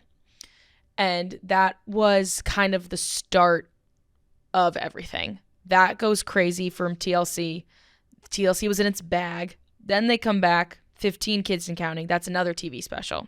Then they come back, 16 Kids and Counting. So at this point, they hadn't been like picked up for a series. It was just them coming back for specials. Like Mhm. one-off. Then finally, they realize it might be just cheaper to keep this crew down here at this point. They're just going to keep popping out kids. So then 17 Kids and Counting was the first, I guess, iteration of the show. And obviously is when they had 17 kids. And this was the start of this like media empire they go on. And they're going on the Today Show every time they have a new announcement to make, quote unquote. Michelle is getting pregnant every 18 months at this point. So basically she'd have the baby, wait 9 months, To recover physically, and then 9 months later there'd be a new baby. like It's like- immediately. It's like year-round school, 9 months on, 9 months off. Yeah. Poor woman. No, I can't imagine. Her pregnancy, not the schooling, is not exactly like that. But Yeah. Yeah. And then if you didn't pick up, they all Are have they all born like around? I guess they wouldn't be born around the same time. No, of year, it right? 'Cause kind of- 18 like months, would yeah. flip. Yeah. But there's like two birthday times a year. Yeah. Yeah. Yeah, that's true. I don't know if any of them, I'm trying to remember. I mean, there's a couple twins in there. I'm Yeah. trying to remember if besides that though, any of them had like the same birthday. Yeah, I don't know. I mean, obviously besides like the twins, I feel There's like that test, right, Big T? yeah, but I think it has to be 30-something people. You definitely have probably grouped into similar zodiac signs. oh yeah, for sure. Oh, only for 23 people are needed for the probability to exceed 50%. Okay. But yeah, so Oh, it says at least two of the Duggar children share a birthday. okay. I know they no, that's just the twins. twins, So yeah. no, none of them do. Which ones are twins? I believe it's Jedediah and Jeremiah. This one says Jana Marie and John David. Oh yeah, I'm stupid. Wait, there's two sets of twins. It's Jana, John David. Jill and Jessa. Is that the other one? No, I think they're boys. I think it's Jedediah, Jeremiah. 2 sets of twins. That's about right though for Oh yeah, I grew up with a Family that family size. that was 2 sets of twins and then a single. That's 20% of the kids. That's it's not that probably- many it's probably a twins, little right? higher. Probably a little higher. Well, do you think they were taking fertility drugs? The Is this Duggars? Yeah, are they? No, is this they're all PEDs? natural. You sure they're not taking? No. Also, Jedediah and Jeremiah are twins. Yeah. How do you know they're not taking drugs? Based on pretty much everything I'm telling you, they don't seem to be the drug type. But this would be different. This would be like Because this would be like helping their religion. Yeah, God told us we have to have Yeah. a quiver full. But Yeah. I think that's different because I think it's like they're like whatever God is willing to provide for us. Like they're not willing to. I get that. You know what I mean? I get that it would be against their morals. But For the show. if you look at then they're like we have to keep having kids. The cash cows keep coming Right. in, and having 2 sets of twins. I think Big T's right. That's a higher percentage than normal. And one of the hallmarks of taking like fertility drugs is more likely multiples. to have multiples. I think at that Is this point, a doping scandal? I think at that point Yeah. though, it turns into just a game of freaking chance. Like they Yeah. didn't have any, shockingly enough, like no triplets, no something like that. Yeah. And like all their kids were healthy Besides Josie. the last one, Yeah. Mhm. which is crazy. Yeah. All-time womb. Yeah. Yeah. She's in the Is goat she number conversation. one? Yeah. Who else? I don't know who else. would be. Goated womb, I think also would be Mary. Mary. Yeah, That's facts. fair. Yep. That's up there. I mean, she's put up numbers that you don't see outside of the animal kingdom. Yeah. Right. And she had litters. Yeah. She did. And also, like, this was all by the time she was, I believe, when they started, she was like 43 or 44, and they already had 17 kids. That's insane. What a crazy life That's to live. quite At a a run. certain point in the run, at a certain point in the show, she had been pregnant more of her life than she had not been. I think adult life. Okay, yeah, sorry. Yeah. Adult life. Because 19 kids, you would have been pregnant for what, like 15 years? About, Yeah. So yeah, if you were at 40 and you'd been pregnant for 15 out of 22 2 years as an adult. Do you think they're having as much sex, more sex, or less sex now that she's done having kids? Oh gosh, I don't know. Maybe none at all. You'd think she'd be tired. I yeah. think less. I Yeah. think less. I think sex for them was a means of Yeah, production. it wasn't like an enjoyable thing. I feel. I would like. imagine for her, probably not. It was Ugh, probably her- just like her poor. Yeah. Poor. a transactional type. Yeah, a shaking of the hand. Yeah. They scheduled it, sent her a calendar invite. Right. Right. She did say that there's a quote by her that said when she announced one of her pregnancies that the daughters knew she was pregnant before she would because they watched the calendar like a hawk and would like track her ovulation periods. That's What? not A normal. little much. That's absurd. But you could probably take a pretty good guess, you know. Right. I mean, you could probably just guess every 9 months, like, oh, I bet mom's gonna be pregnant soon. Yeah, you don't have to be a weatherman to know which way the wind's blowing. Right. And just like, oh, it's 9 months after the last kid. Yep. All right, next month she's gonna be pregnant again. Yeah, exactly. Yeah. And they would go on the Today Show every time. And every time I remember, I'd be so excited because I'd be like, oh my God, they're going on the Today Show. They're definitely having another kid. And every time all the kids would be like, I wonder why we're on the Today Show. That's such a You're getting a sister. It's such a weird thing. Your family just going on the news every time your mom's pregnant. Yeah. Mom and I fucked a couple weeks ago. Yeah. Yeah. that's Surprise! bizarre. Yeah. So, I mean, they literally just like took over my life for about like 7 to 8 years. Like I was obsessed with them and I can't like really pinpoint why I was so obsessed Yeah. as a young child of like this insanely religious family. I did not grow up like this literally at all. I mean, it was a fascinating show. It is, but it's like It's very fascinating. fascinating. But like I was like 9 or 10 Mm-hmm. and I was locked in Were your parents watching it or you watched it independently? independently. Really? Oh yeah. I watched it we watched it as a family. Yeah, see, my parents liked the show, so I watched it. No, I was watching this on my own. This and like all of those TLC, like my grandma babysat me growing up after school. My grandma would like watch it with me kind of, but like she was also like doing scratch offs. Like she wasn't that tuned in. It was like that, John and Kate +8, Toddlers and Tiaras, like that whole TLC run was something for the history books. For a channel that I learned through this was called the Learning Channel. Some very non-learning shows going Yeah. on that. Just like Interesting lessons. find they're as many teaching. freak shows as Yeah. we can and Yeah. put them on television. yeah. Yeah, because that was like my strangest addiction. I think that was on I didn't know TLC I didn't know too. I was pregnant. Yep. Hoarders. Oh, Hoarders. Yeah. Now, Now- 90 Day Fiance. You want to talk about a show that rocked Hoarders. Yeah, Hoarders is good.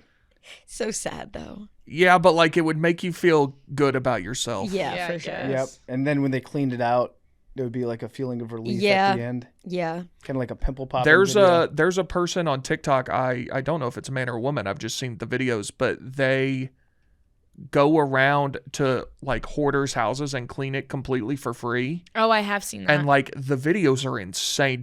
I mean, I don't know what you would charge for that kind of work, but it's crazy. And the stuff you find probably. Oh, it's so gross. Oh. Yeah, Learning Channel, they really, I think they started out being like, let's educate. And they're like, why is nobody watching the Learning Channel? Okay, let's put some weird, sick stuff on here. Okay, cool. All right, now they're watching. It's like History Channel. Yeah. It's like nobody really watches History Channel. Let's put more Hitler on here. Yeah. Oh, I thought you were going to say Pawn Stars. Well, also, then they American evolved Pickers. and they became like reality shows. American Pickers, R.I.P. I know. What was the guy's name? I shouldn't have said that if I'd forgotten his name. No, I don't know his name either. But RIP that guy. Frank. Yeah. Frank. Frank Fritz. Frank, R.I.P. Good guy. Great show.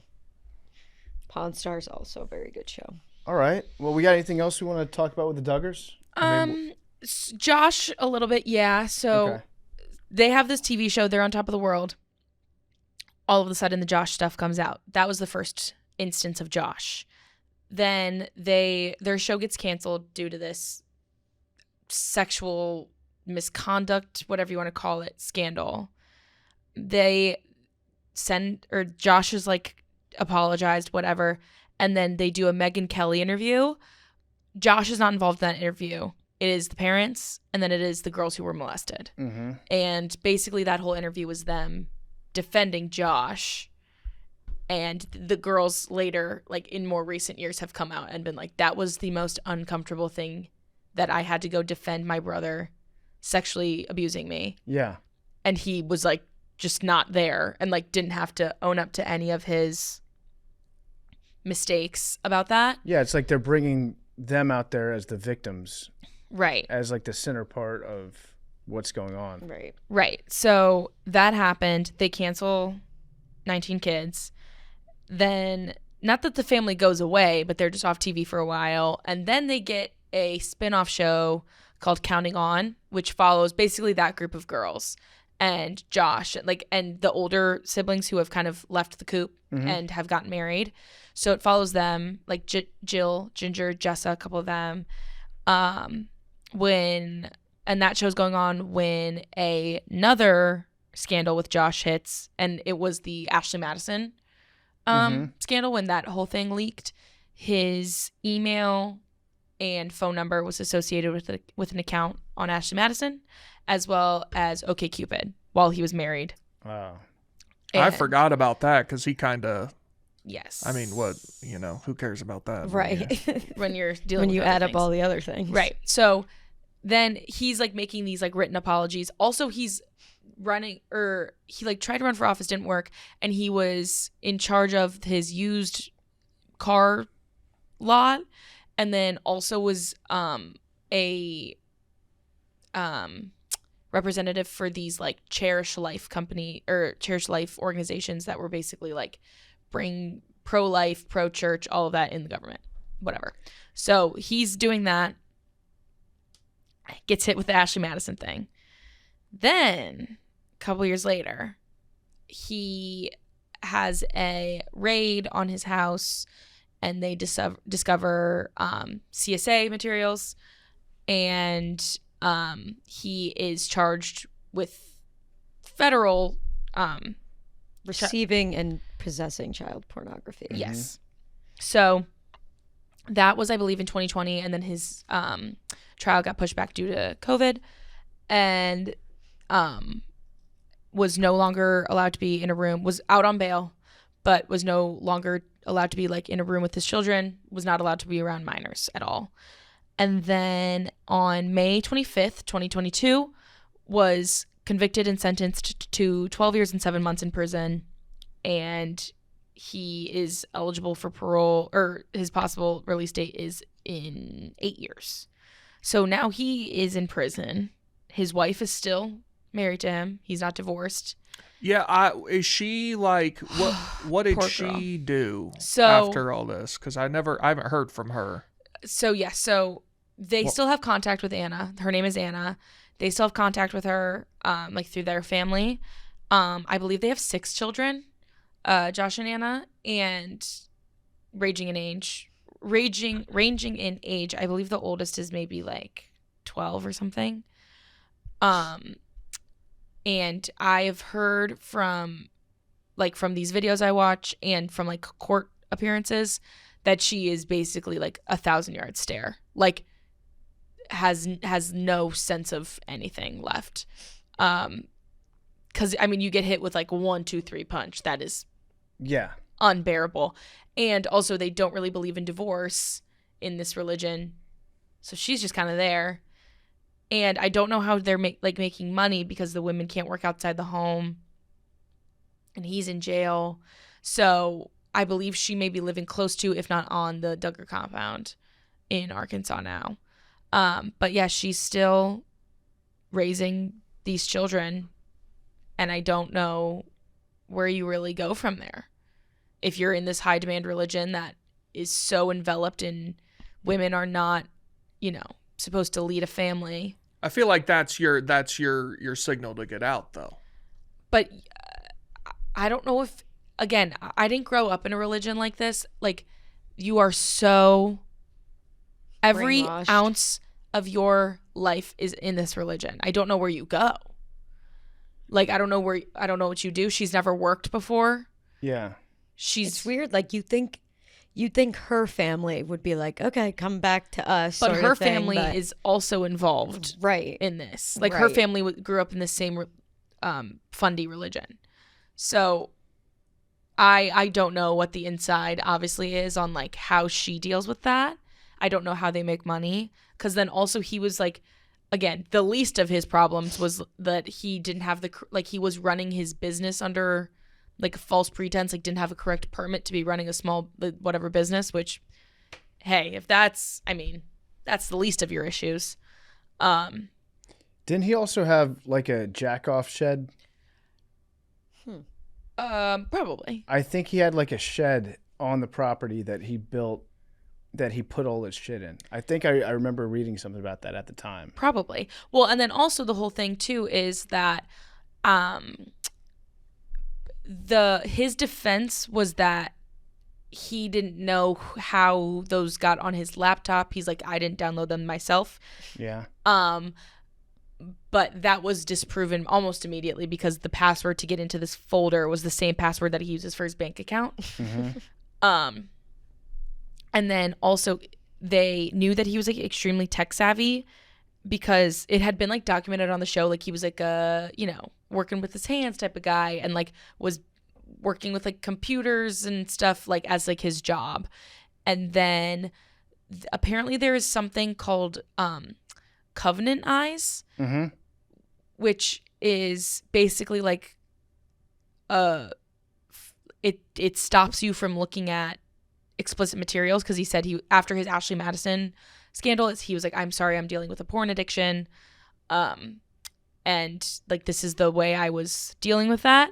So Anna had covenant eyes put on his computer, which is basically supposed to stop you from being able to access any pornography on websites, and he somehow like rewired that and could sneak through it without Anna noticing. Mm-hmm. So they were like, obviously we know you can work a freaking computer. Covenant Eyes is such a weird app too. Do you know about it? Yeah. Really? Yeah. It's like meant for either like husband and wife or for like children to be able to look at everything they look at online.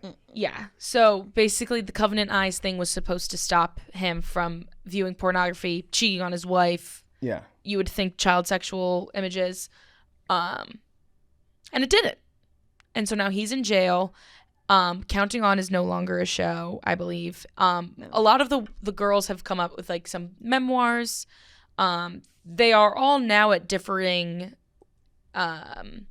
separations from the church. Most of them do not, in their adult life, do not follow the IBLP or anything like that. Mm-hmm. Ginger just announced she's pregnant with her third child. Yeah. So very recently. Like it did yesterday or 2 days ago. Slay for her. Mm-hmm. So most of them have gotten out of it in some way or another.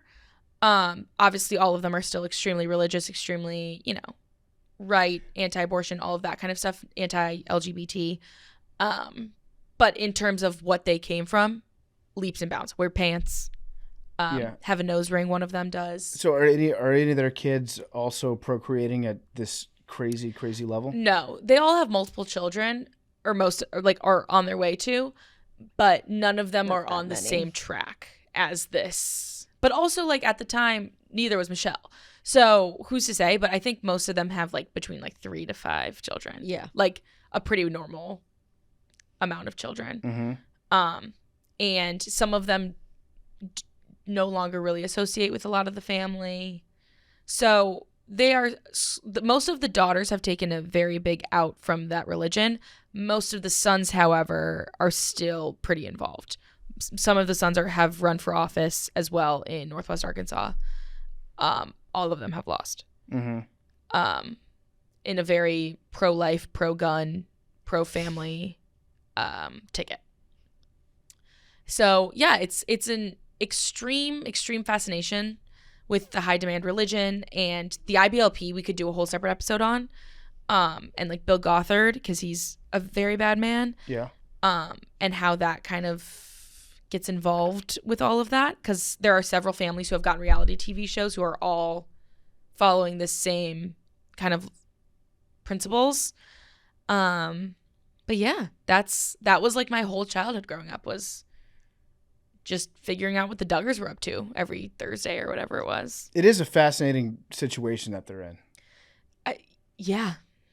By choice, but it's kind of like you want to know how this is even possible to do. Right. Right. It's unfortunate for the kids, obviously, because they don't know anything else. Yeah. And thankfully, a lot of them have gotten out. But yeah, it's and I think now looking back, knowing what you know and knowing about Josh and his crimes, you look at it with a bit of a different lens, Mm-hmm. obviously. But yeah, no, like it was all. It turned from like the start of that show was like kind of like poking fun at like, look at how crazy these people are, to propaganda for their religion, basically, by the end of it. And so now they're all just, raising babies of their own and still living at home, and that compound still exists and they still live there. And as time goes on, I think the women are becoming a bit more progressive. Some of the kids, but like the older girls, I think like some of them don't even talk to their parents anymore. Yeah, that's what, yeah.